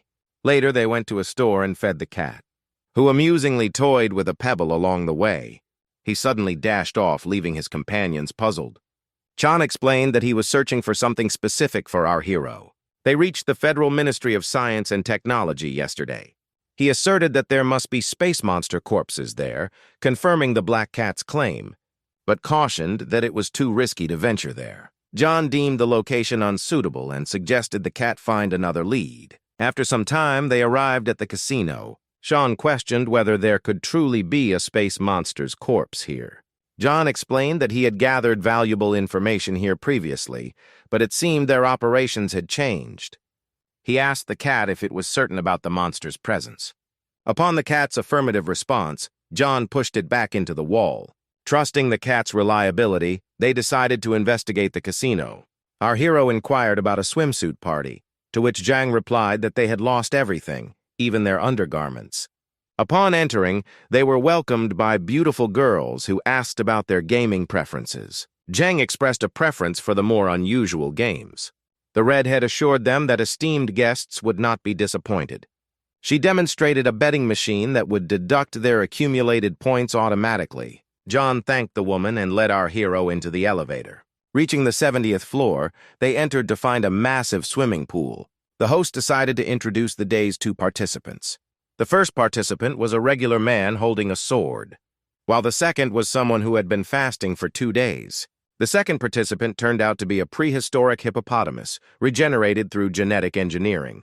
The man was extremely frightened and offered to refund all the money if he could be released from his predicament. The guests laughed as he appeared on the verge of wetting himself due to fear. The red-haired girl approached Zhang, suggesting they could place bets, but he was unfamiliar with the game. The bets could be placed on how long the fasting person could endure. The winner of the day would receive a grand prize. Gucci Shanai became curious and asked about the value of the super prize. Today's super prize would be a part of a space monster's corpse. Our hero remarked that the Celestial Chosen One's technique was quite effective, as there truly was a space monster's corpse present. Now the group had to devise a plan to win these bets. A man recounted to his friend how the large man had previously bitten a man in half with a single bite. A story corroborated by the girl who described him as truly dreadful. She glanced at our hero and inquired about the man with the peculiar appearance, feeling uneasy. The girl had a strange sensation upon seeing him. Suddenly, Kishan looked at her, causing the girl to become frightened. Jang asked Kishan to calm down, as his intense gaze was very frightening to people. He also noticed that the girl was afraid of Kishan. He decided to attempt to calm her using a special cultivation technique. Across the hall, he started to mentally connect with her, seeking forgiveness. Sensing something unusual, her friend inquired about her well-being. She summoned the waitress and handed her a red card, asking for assistance. The waitress delivered the wine and business card to the group, stating it was from the girl. Our hero read the business card, learning that the girl was from the Fuxi Empire, named Duga Cheong. Gucci-shan was puzzled. In this empire, revealing one's name was prohibited. John remarked that the girl seemed to regard him as a true man. However, our hero dismissed this as a misunderstanding. He raised his glass, catching the girl's eye, causing her to feel embarrassed by his gaze. The man sitting next to her was furious with our hero and decided to restrain his enthusiasm. He wagered 5 million that the person would be devoured in 10 seconds. The man stood on the platform, hearing everyone placing their bets. People began hurling wine bottles at him. A few moments later, a massive hippopotamus monster emerged from the water. The girl approached our group and announced that they could now start placing their bets.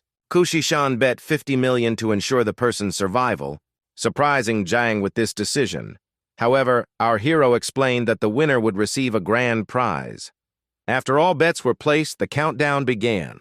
The onlookers watched the spectacle with eager anticipation. The man had endured for 5 seconds, pleading for help. Suddenly, Chong decided that if he lost, he would personally eliminate the man. Upon witnessing this, our hero inquired if such an action was permissible. The girl explained that the bettor could intervene with anyone. Since it was not against the rules, Gucci-shan decided to join in the fun. At the 10-second mark, he skillfully shot the hippopotamus, resulting in a dazzling blaze. The spectators were stunned by what they saw. Voices in the hall questioned how it was possible to shoot a prehistoric hippopotamus. Daejun was amazed at the bull's exceptional marksmanship. As per the rules, our hero was now entitled to the super prize. Jan expressed regret that our hero had never joined his team. However, Ji Kishan reassured him not to be disappointed, as they were now partners. A girl approached our hero, claiming he had not followed the rules. But he recalled her previous words, spoken after her resignation. The girl responded that she needed to consult her boss. After speaking with her boss, the girl presented 2 options for the next course of action. The first option was to leave the gaming room immediately, with all chips reverting to their account. The second option was for them to enter the arena and endure for 3 minutes.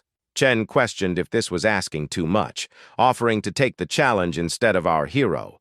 But Ji Kishan insisted there was no need, as he could handle it himself. He decided to enter the arena, indifferent to whether the chips were returned to him, as his sole focus was on the super prize. Believing that kindness leads to prosperity, they expected to receive what they deserved. Chen believed that this offer would not only meet his needs, but also benefit the casino. Our hero inquired if he could begin immediately, as he was in a hurry.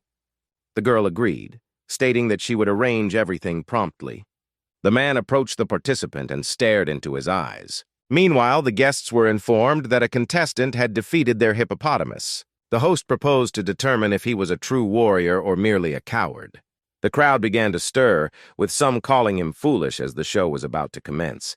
As the game intensified, 3 historical behemoths were introduced. The host invited guests to place their bets. Some wagered significant sums on him lasting 20 seconds. Jean was keen not to miss out on this opportunity, betting 200 million on our hero's survival. Someone approached him, inquiring if the seat next to him was taken. It was the same girl who wished to watch the game beside Yong. Yu asked if Yong was truly unconcerned about his companion. T reassured him, stating that he had no worries, as our hero was an exceptional hunter destined for victory. With all bets placed, the countdown began. The man beside our hero remarked that they were surely doomed. Ji Kishan suggested that with his sword, they could earn a considerable sum of money. Surprised by the high-quality sword, Yong wondered where he had acquired it. Our hero warned spectators not to blink, as they might miss the moment of destruction. Suddenly, something unexpected occurred, leaving people bewildered. It was noticed that our hero's sword was unusually longer by an inch. Jong realized the girl was an expert, as he hadn't even noticed the small detail.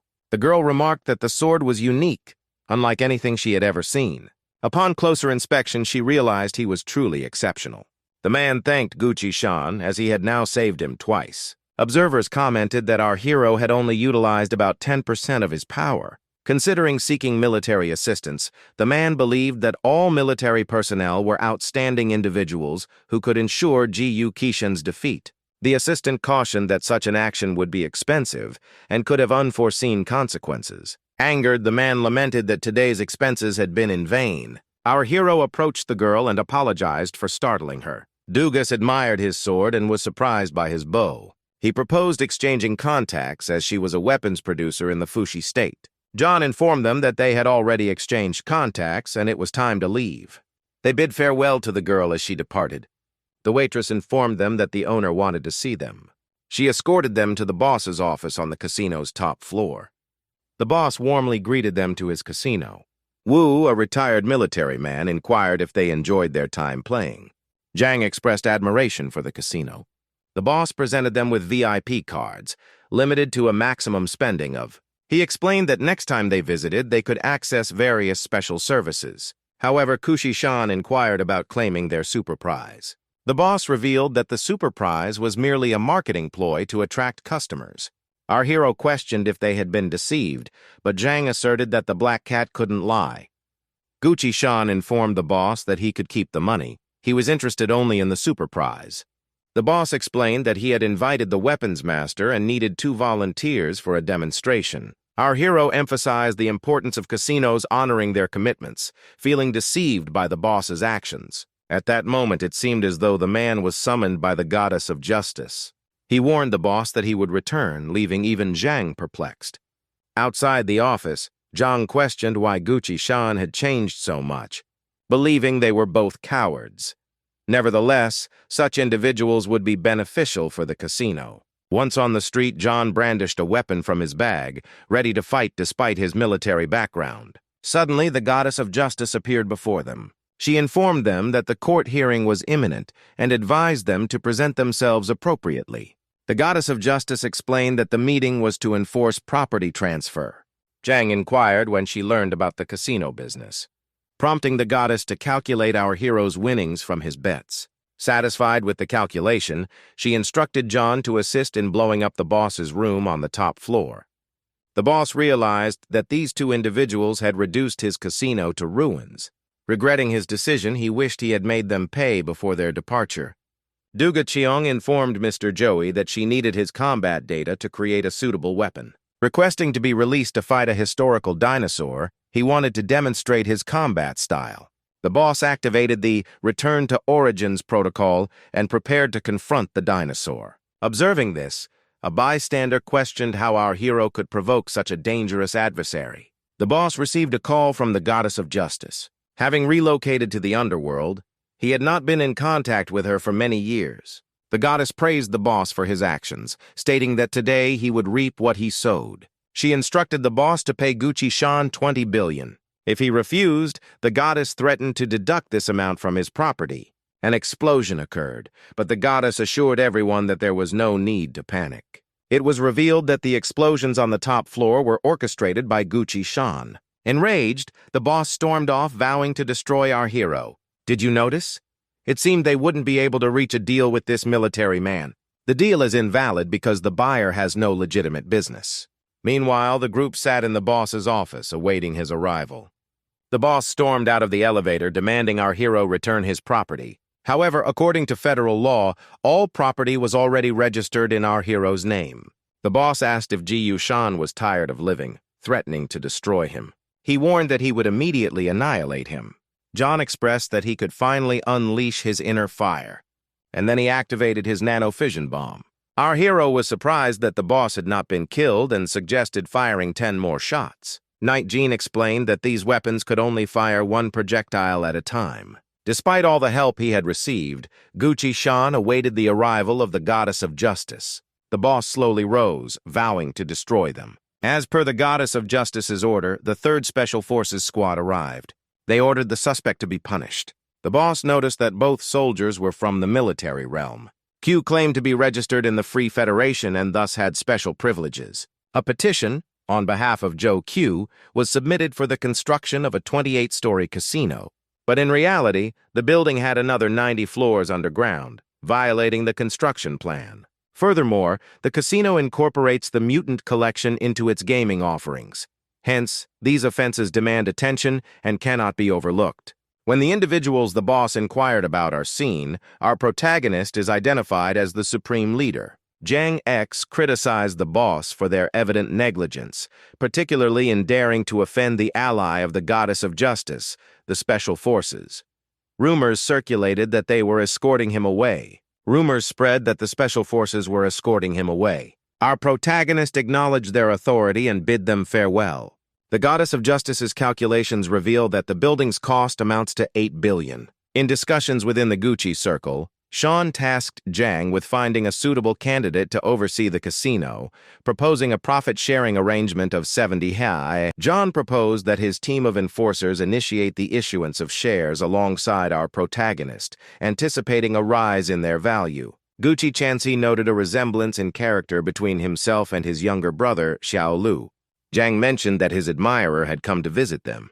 Duga lamented the failure of her business to our protagonist, who inquired about the possibility of compensating her for the losses incurred.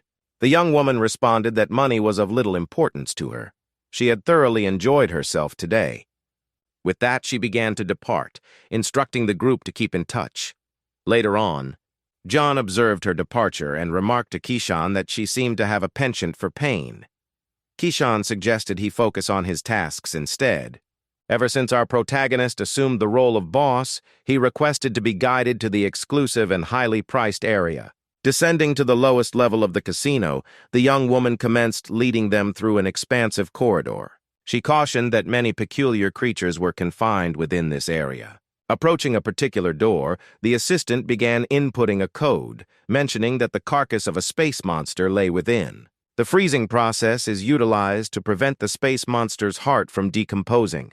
It remains stored in a frozen state.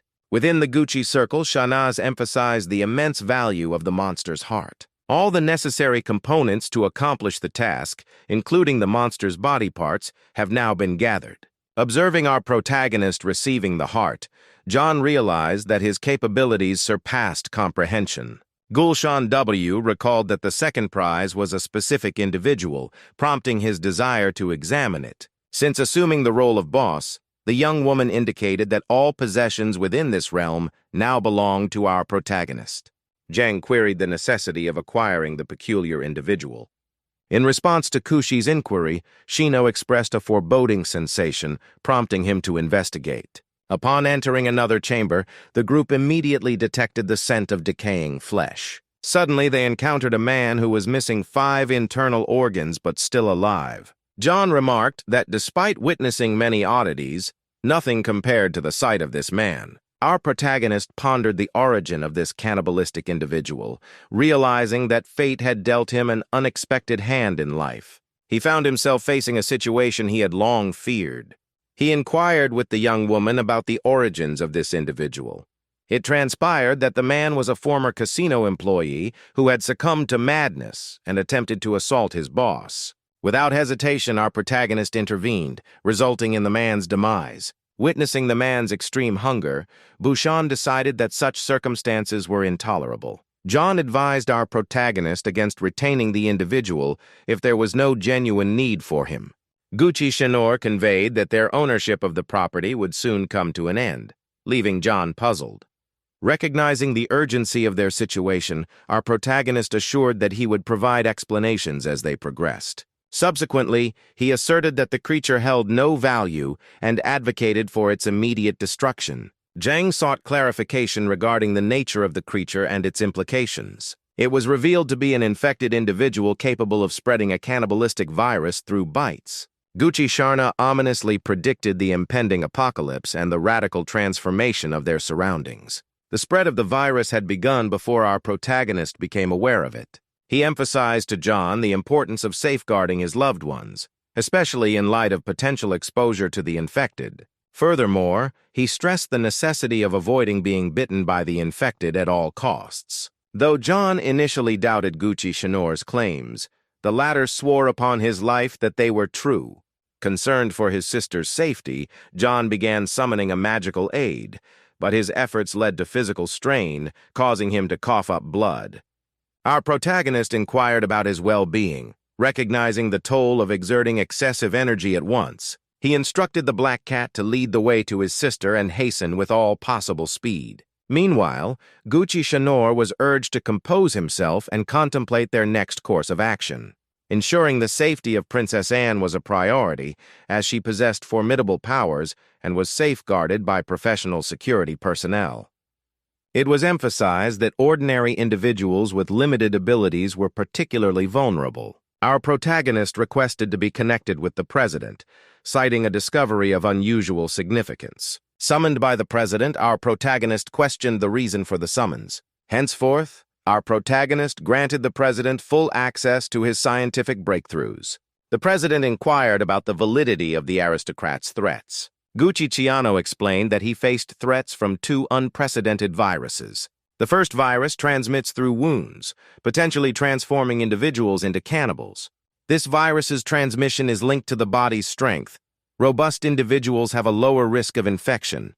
The second virus converts individuals into highly proficient killers. Infected individuals derive pleasure from destruction. They indiscriminately annihilate all living beings in their path. Furthermore, this virus is airborne and has the capacity to mutate. The president sought confirmation from the goddess of justice regarding these claims. She affirmed that symptoms of these viruses had been observed in certain hospitals. The president found the revelation incredulous. Our protagonist stressed the urgency of immediate action. Consequently, the goddess of justice assumed control over all matters concerning the Free Federation. She devised 1958 contingency plans. However, after selecting the strategy with the highest success probability, none remained viable. Subsequently, the goddess of justice commenced gathering additional intelligence. Shine expressed doubt that even with the goddess's swift reactions, generating a suitable strategy would be feasible. Armed with information about the virus, she should be capable of halting its rapid dissemination. In a previous incarnation, numerous events unfolded over the span of a year. However, in this current life, the emergence of ocean monsters coincided with the appearance of the virus. It appeared to our protagonist as though one scenario had been completely obliterated, replaced by a new one. Today marks the beginning of a completely divergent existence from the past. The previous life experienced an online world apocalypse, facilitating rapid real-world skill enhancement through global travel. Conversely, the impending catastrophe in this world looms ominously, despite no visible signs of a world-ending apocalypse. If intervention doesn't occur before the apocalypse arrives, all will be lost. While Gucci Sean strolled down the street, Princess Diana encountered him and inquired about his mood. She questioned if his demeanor was truly affected by a narrow-minded individual, asserting her ability to handle such matters. Our protagonist dismissed any concerns, questioning if her intentions solely revolved around confrontation. In reality, the princess sought a meeting with our heroes to discuss a matter of importance. Recalling a past life, the guy remembered the princess's arduous fate, scheduled to transpire within a month. The tragic circumstances nearly drove Anna to suicide, thus preventing her return to the Empire is imperative. Suddenly, the system alerted our hero to enter the realm of practice, lest the void channel close. He pondered the chaotic passage of time, linking it not only to the dreadful monsters, but also to the swiftest entities in existence. Despite the princess's inquiry about his well-being, the guy was in a hurry. Gucci Sean informed Lana of his impending departure, advising her to remain within the Federation's boundaries and wait for his return. He returned the contract to her and instructed her to await his comeback. Confused, she couldn't comprehend why he returned the life-altering contract. Unbeknownst to him, our hero would risk his life to ensure her safety if she were ever in danger. The princess confided in her assistant, lamenting her lack of time to bid farewell to him. Gucci Sean appeared to possess an air of being divinely chosen. She asserted that she wouldn't depart because she needed to await our hero's return. However, Ford reminded them of the severe consequences of disobeying the king's highest military orders. Despite the potential repercussions, the princess remained steadfast in her decision to wait, following our hero's directive. Amidst their deliberations, peculiar individuals began to approach them. The princess discerned that these individuals had nefarious intentions. With the acquisition of the Space Master's body part, our hero could proceed to fulfill the mission. Currently at the zenith of his cultivation, it was opportune for him to advance to the foundational level. Achieving this milestone would bolster his strength, facilitating easier defense against impending chaos. He deemed the breakthrough imperative, feeling it was essential for the challenges ahead. Elder Brother Goose approached our hero and inquired if he was indeed preparing for a breakthrough. Gus proposed they first enjoy breakfast, after which he and his second brother would provide him with some lessons. At breakfast, Sushi Sean asked about the master's whereabouts, learning she had gone to the front line for crucial discussions. With the master absent, the second brother resolved to abandon the flour diet. Instead, he opted to prepare a whole ram in an effort to improve their diet. Our hero questioned whether such a hearty meal was suitable for breakfast. In response, the brother assured him that he needn't assist if he didn't wish to partake. The goose concurred, expressing concern that such a meal might be taxing on the stomach. Xiaolu responded similarly to Gulshan's concerns, indicating agreement. Subsequently, driven by hunger, the brothers resolved to assist with the meal preparation. Later, the goose informed the second brother of our hero's intention to make a breakthrough. They agreed to hold a discussion and then offer their opinions to him. Xiaolu cautioned that traversing the Great Kingdom posed significant danger.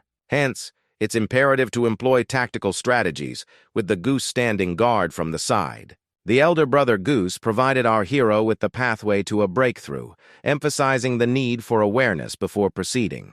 Gukin Shan P invested 10 spiritual points to comprehend the 100 holy laws of consistency. Furthermore, it requires a furnace of at least 200 years old to produce an immortality pill. During the initial breakthrough duty in the Great Kingdom, it's essential for brothers and sisters to uphold maximum security. In a previous life, our hero faced near destruction by a demon during a breakthrough.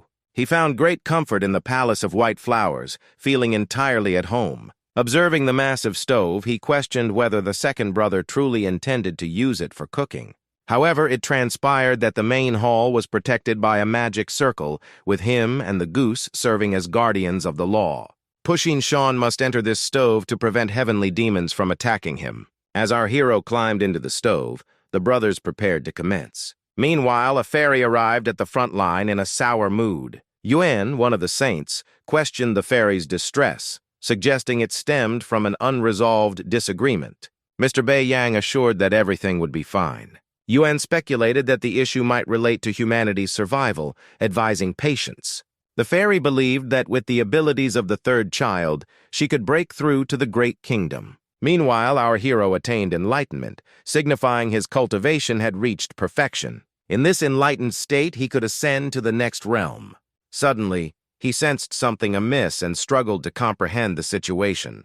His soul became detached from his body, plunging into the blue abyss, leaving our hero bewildered. Observing his soul's departure, our hero felt utterly lost. The nearby brothers and sisters, standing by the stove, were incredulous at the sight. The presence of the elder brother deterred demons from approaching, yet the goose encountered this unprecedented situation with confusion. With our hero seemingly alone in his ordeal, they could only hope he would manage on his own. According to the master, kingdom crossings are intertwined with an individual's personal karma, the elder sister remarked. The second brother conjectured that our hero's fate had propelled him away. Despite the goose's meticulous planning, it failed to shield him from this unforeseen event. Gucci found himself unexpectedly caught in a space-time turbulence. A stranger approached him, questioning the arrival of our hero. Cautious about revealing his identity, Gucci refrained due to potential repercussions for both. Despite the passage of 1 billion years, the mere mention of his name still instilled terror across the world. Both puzzled by their encounter, Gucci and the man questioned why they were brought together. The man appealed to Gucci for assistance, promising a reward once he attained strength.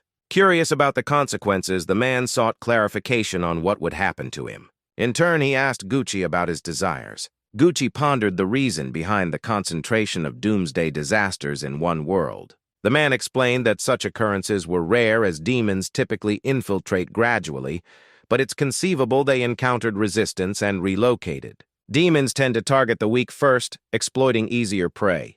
Reflecting on these insights, Gucci questioned their veracity.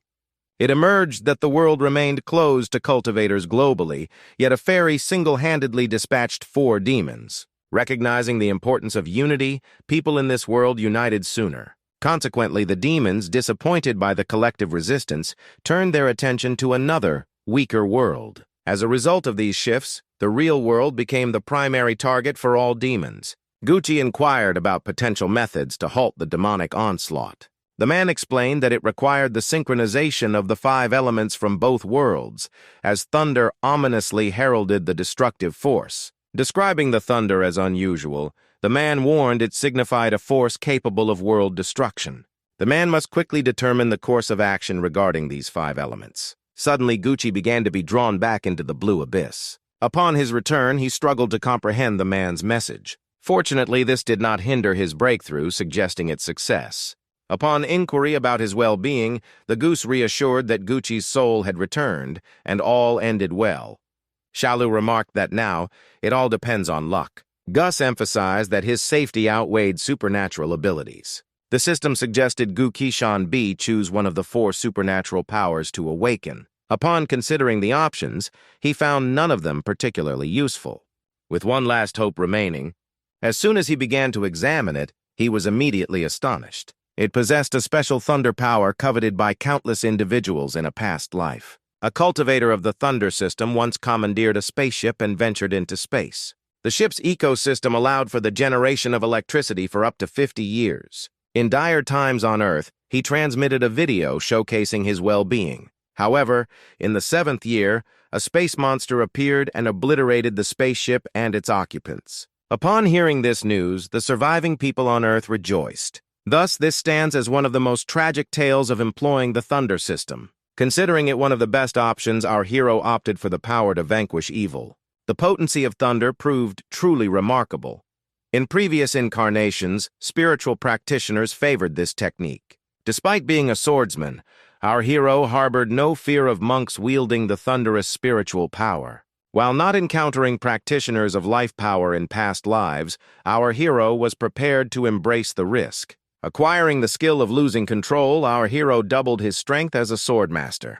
Gushan's decision proved wise, as more potent skills would emerge in subsequent stages. Thunder and lightning suddenly manifested outside the stove. The second brother marveled at our hero's swift mastery of the great border and acquisition of thunder and lightning spiritual powers. Subsequently, a brilliant flash ensued. It seems our hero managed to escape. Meanwhile, the fairy noted that this saint had not erred in judgment toward a person in centuries. Concerned, the man inquired about the fairy's well-being, fearing a saint-level demon's presence. His companion suggested they protect her, to which he agreed. Perplexed, the fairy observed their actions. Meanwhile, our hero indulged in a medicinal bath. Gucci explained that he had just achieved a breakthrough and now needed to fortify his level. The second brother emphasized the benefits of medicinal baths, particularly when enhanced with goose material for body restoration. The goose advised our hero to take a swim while they waited outside. Time felt utterly chaotic for Gu Kishan. Could this disarray truly be linked to the alterations in 2 worlds? He pondered over the sensation capable of entrapping an individual in a fixed space and disrupting the flow of time. A being with such terrifying prowess confined to a bronze pillar, immovable. Who subjected that man to such a fate? His final words hinted at dealing with the demons, yet unfortunately he never concluded. Despite plunging underwater, Bushan remained puzzled about the significance of the 5 elements from the 2 worlds. This time, profound shifts in the real world profoundly influenced the temporal flow in both realms. Upon emerging from the bath, he assessed his current spiritual power. Desiring to unlock all fencing techniques, he discovered that awakening secret fencing techniques would require spending 10 points of spiritual power, not 5. He made the decision and now finds his true skills have returned. While undergoing training, she also commented on his impressive abilities. Observing his training, our protagonist discovered that the second brother is affiliated with the sword community. Peace mentioned that he used to enjoy carrying a particular item with him. During the recent examination, he stumbled with 9 chains of Gucci. Shan inquired if the master had intervened to save the second brother. However, the goose replied that the master had provided Ninian with several rare elixirs and expressed gratitude. Xiaolupi proposed offering our hero some guidance to fortify his kingdom. Gus mentioned that the second brother is associated with Ningyan's group, but she is now in the middle stage of establishing herself. Luo remarked that he was merely an average individual compared to Ning's exceptional talent. Having mastered the 6 arts, he recommended that our hero delve into the techniques during training. The second brother advised our hero not to yield under any circumstances, warning of potential defeat otherwise. Xiao Di suggested that since our hero is the youngest, he should initiate the attack. This discussion pertains to techniques from various schools. There's no need to be overly serious. Jiyu Qinshan indicated that he was commencing the attack.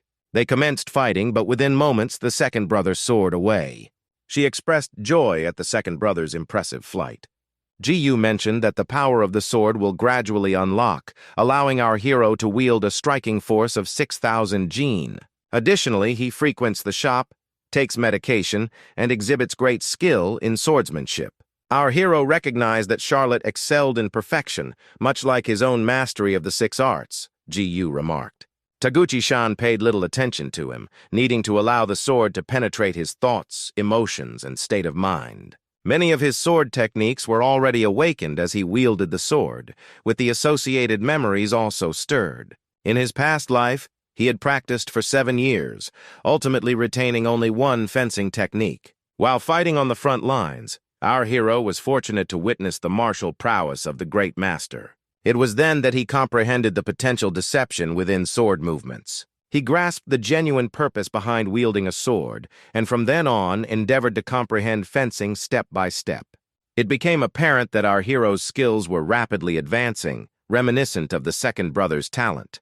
Xiaolu admitted that this time he simply wasn't prepared and suggested a rematch. Upon hearing this, our hero agreed, and they commenced their duel. Gucci-san inquired if the second brother had conceded.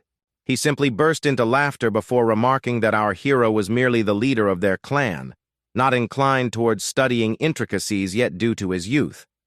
He further mentioned that he couldn't recall where he had left the book given by the goose, thus requesting another copy. The goose handed him a jade pipe, cautioning him not to misplace it again. The second brother expressed that losing to our hero wasn't significant as his cultivation was only slightly higher. However, he speculated that the master might encounter difficulties, hence opting for a mediocre disciple. This raised concerns, as it might reflect poorly on the master's judgment. It was deemed inappropriate for anyone to falsely represent the situation to the master. The second brother resolved to retreat for a while and devote himself to rigorous training, aiming to demonstrate his mastery of the sword. Our hero concurred, and Shu admired his appearance. Following this, the goose suggested that the next time our hero competes with Xiao, he should only exert half of his strength. Kushi-san apologized for utilizing his spiritual powers. The goose acknowledged that the second brother seemed to value strength above all else. She inquired about their meal plans in the absence of the second brother. After some time, CP proposed that our hero engage in joint training. Currently at the 6th level of chai purification, CP's level was lower than our hero's, thus requesting gentler treatment. Following these words, they decided to commence training. The girl paused mid-movement, expressing her intention to try again. Gucci-san advised against allowing emotions to dictate actions and cautioned against distractions. The girl began to harness her elemental power, leaving our hero astonished. She wielded the rarest of the 5 special elements, darkness. Her method of utilizing this spiritual power was incredibly unique, akin to the techniques of a chosen celestial being. Equally astonishing was the fact that 2 practitioners of darkness employed the same technique, yet yielded different results. Amidst the battle, our hero noticed the emergence of monsters and dark spiritual forces seemingly materializing out of thin air, in accordance with cosmic laws. The abundance of these monsters indicated the rarity of this dark power gift. Dealing with such a multitude of monsters necessitated the employment of a secret sword technique to sever the flow. However, lurking behind these monsters is a potential threat to the girl's safety. If things were to go awry, she could easily be harmed. In the current situation, our hero's only recourse is to flee. Upon finding a suitable location, he commenced utilizing the secret sword technique. After vanquishing all the monsters, he complimented the girl on her impressive performance. Grateful for his assistance, she expressed her appreciation and suggested he find another task to undertake. Suddenly, she summoned those spiritual power monsters once again. Eventually, everyone reconvened for dinner. The second brother questioned why he should be responsible for cooking, having left the hermitage. Abruptly, a fairy appeared before them. The goose inquired about her intentions. She explained that she had ventured to the front line where all the martial schools had convened for a crucial discussion. Our hero was taken aback by the notion that she had conjured a goose to converse with herself. She elaborated that a significant event had transpired that day, and it was imperative for her students to be informed. It was revealed that the annual test had been postponed this year. The second brother questioned the reason behind the decision, considering the test had remained unchanged annually. The fairy responded that there was a shortage of participants, particularly monks. This decision was made with the explicit aim of unifying the clans to collectively combat the demonic threat. With the abundance of demons posing a formidable challenge, failure to replenish their ranks in the coming days could result in significant losses for the clans. However, the primary concern remained the formidable combat prowess of the demonic forces. High-level monsters frequently emerged within the human realm, yet over the years, only 3 individuals had ascended to the esteemed rank of saints. Shalu pondered whether attaining this rank was truly as straightforward as it seemed. The fairy remarked that while this was indeed peculiar, there was yet another strange occurrence to consider. Curious, the brothers and sisters gathered around the fairy, eager to learn more about this anomaly. The fairy explained that a demon's classification as a saint hinged upon their number of victories. Unfortunately, our group found themselves at a disadvantage in this regard, being outnumbered by the opposition. Consequently, they couldn't afford to take risks. The destruction of even one member would spell immediate jeopardy for the entire human race. Additionally, the fairy disclosed that she had assisted our hero through a special incarnation, emphasizing the need to approach this process with utmost seriousness. Guzi-shan found this revelation about past lives entirely unexpected. Such knowledge had never crossed his path before. It was explained that this year's annual examination aimed to identify the most adept cultivators and masters. Following this examination, monks of a certain caliber would engage in contracts in pursuit of peace. Given that our hero and Trisha's sister were under her tutelage, they were exempt from participating in the examination. However, due to the tradition spanning a millennium, they were obliged to attend at least once. The second brother expressed minimal concern, dismissing it as merely a performance. The goose entrusted our hero with looking after the girl as they were departing the following day. In Guo's previous life, Shishan had lacked thunder and lightning abilities. Hence, he was urged to study them diligently for future application. It was emphasized that mastering these abilities would prove beneficial. Gu observed that our hero possessed exceptional swordsmanship skills. Shalu observed that our hero appeared content to only enhance his strength to a certain extent. Following a brief conversation, the second brother started to depart, mentioning that he needed to engage in some practice. He summoned the courage and recalled his past outings for enjoyment. At this juncture, however, he declined, stating that if our hero ever needed help in the future, he wouldn't be of any assistance. You realized it wasn't too late to change and expressed gratitude to our hero. Shortly after, the fairy approached Kushi Shani, informing him of his success in swordsmanship. She resolved to approach him to correct some errors. The errors were predetermined to highlight his weaknesses. We have heroes of various levels because you are with me. Fairies are here to teach him fencing. He responded that he would fight with all his strength. Master D added that if our hero gave up, he would deeply regret it. Since his opponent was a master, there would be no mercy. The battle commenced and Gulshan was utterly bewildered. The fairy inquired if our hero understood the issue. He replied that she was too swift. Was his presence truly so bothersome that she resorted to such movements?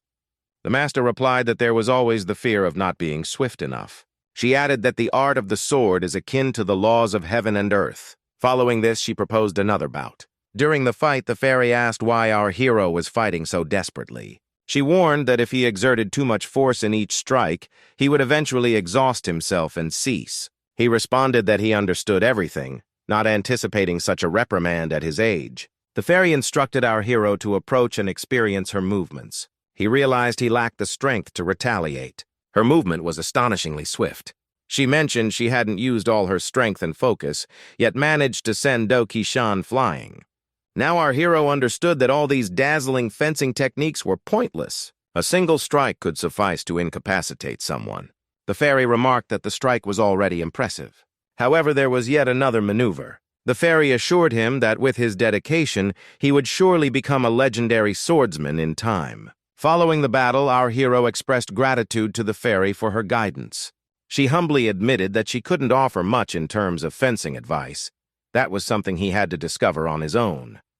The system indicated that Hero P had unlocked all other ball techniques without expending a single soul point. In a previous existence, the individual embodied the characteristics of a solitary but amiable figure, adept at handling tasks independently. However, circumstances took a different turn, transforming him into a snare's victim. Nonetheless, in this current lifetime, the scenario is markedly distinct. The following day witnessed Gucci radiating with brilliance as she commenced her preparations. Expressing that their departure from the sect would only be temporary, the individual advised against packing excessive belongings. The fairy explained that he would need to bring them along, yet they are restructuring the governance of the Biwa Palace. The second sibling suggested that the magical shoes should remain steadfastly attached to our protagonist, especially if he encounters lands of skilled cultivators. The fairy added that they must return safely and unharmed. Our hero need not fret over anything else. Shalu recalled that during his previous examination, the fairy simply urged him not to cause her embarrassment, lest she consign him to the depths of the Biwa pond. The teacher retorted that the second sibling was merely a lackadaisical pupil, always indulging in foolishness. GU emphasized the significance of this annual examination, with all sects participating. He pondered whether they might still be pursuing sushi. Xiao Luo countered that this wasn't the situation. Despite their esteemed status, they could swiftly eliminate our hero before he even stood up. Hence, he must remain alert to the essence of the other two flowers, along with the ancient texts spanning a millennium. The fairy announced the opening of the teleportation gate. Our hero should ready himself for departure. Having bid farewell to their master, Bushan and Osho embarked on their journey. The duo arrived in the city of Wakan, where all inhabitants were practitioners of cultivation. Throughout the examinations, they oversaw administration and other matters. The young woman remarked on the vibrant atmosphere of the place. Upon attempting entry, they were requested to leave behind their identification tokens, jades. Perplexed, the inspector inquired about the sect affiliation of the two newcomers. Suddenly, the assistant scrutinized the tokens and was visibly astonished. He then clarified that there was a mistake and no issues arose in identifying them. Syria expressed her desire for sugar-coated fruits on a stick. The assistant questioned why his colleague was being so courteous to this unfamiliar cultivator. Upon discovering that the individual was a student from the Bias sect, the inspector lamented missing out on such a chance encounter. The duo began to explore the bustling local market. Someone purchased a Dragon Slayer sword, seemingly in need of a reliable weapon. Syria mentioned the presence of cranes, expressing her fondness for them above all else. After admiring the cranes, she inquired about their next destination. Our hero responded that they would head to the square situated atop the hill. Their destination was the Heavenly Palace. As they approached the entrance, onlookers and the girl wondered why the event hadn't commenced yet. The man assured them that a little patience was required. Everything would begin shortly. After a while, a man arrived and announced that the time had finally arrived. He added that every individual would be able to enter the Heavenly Palace within 20 seconds.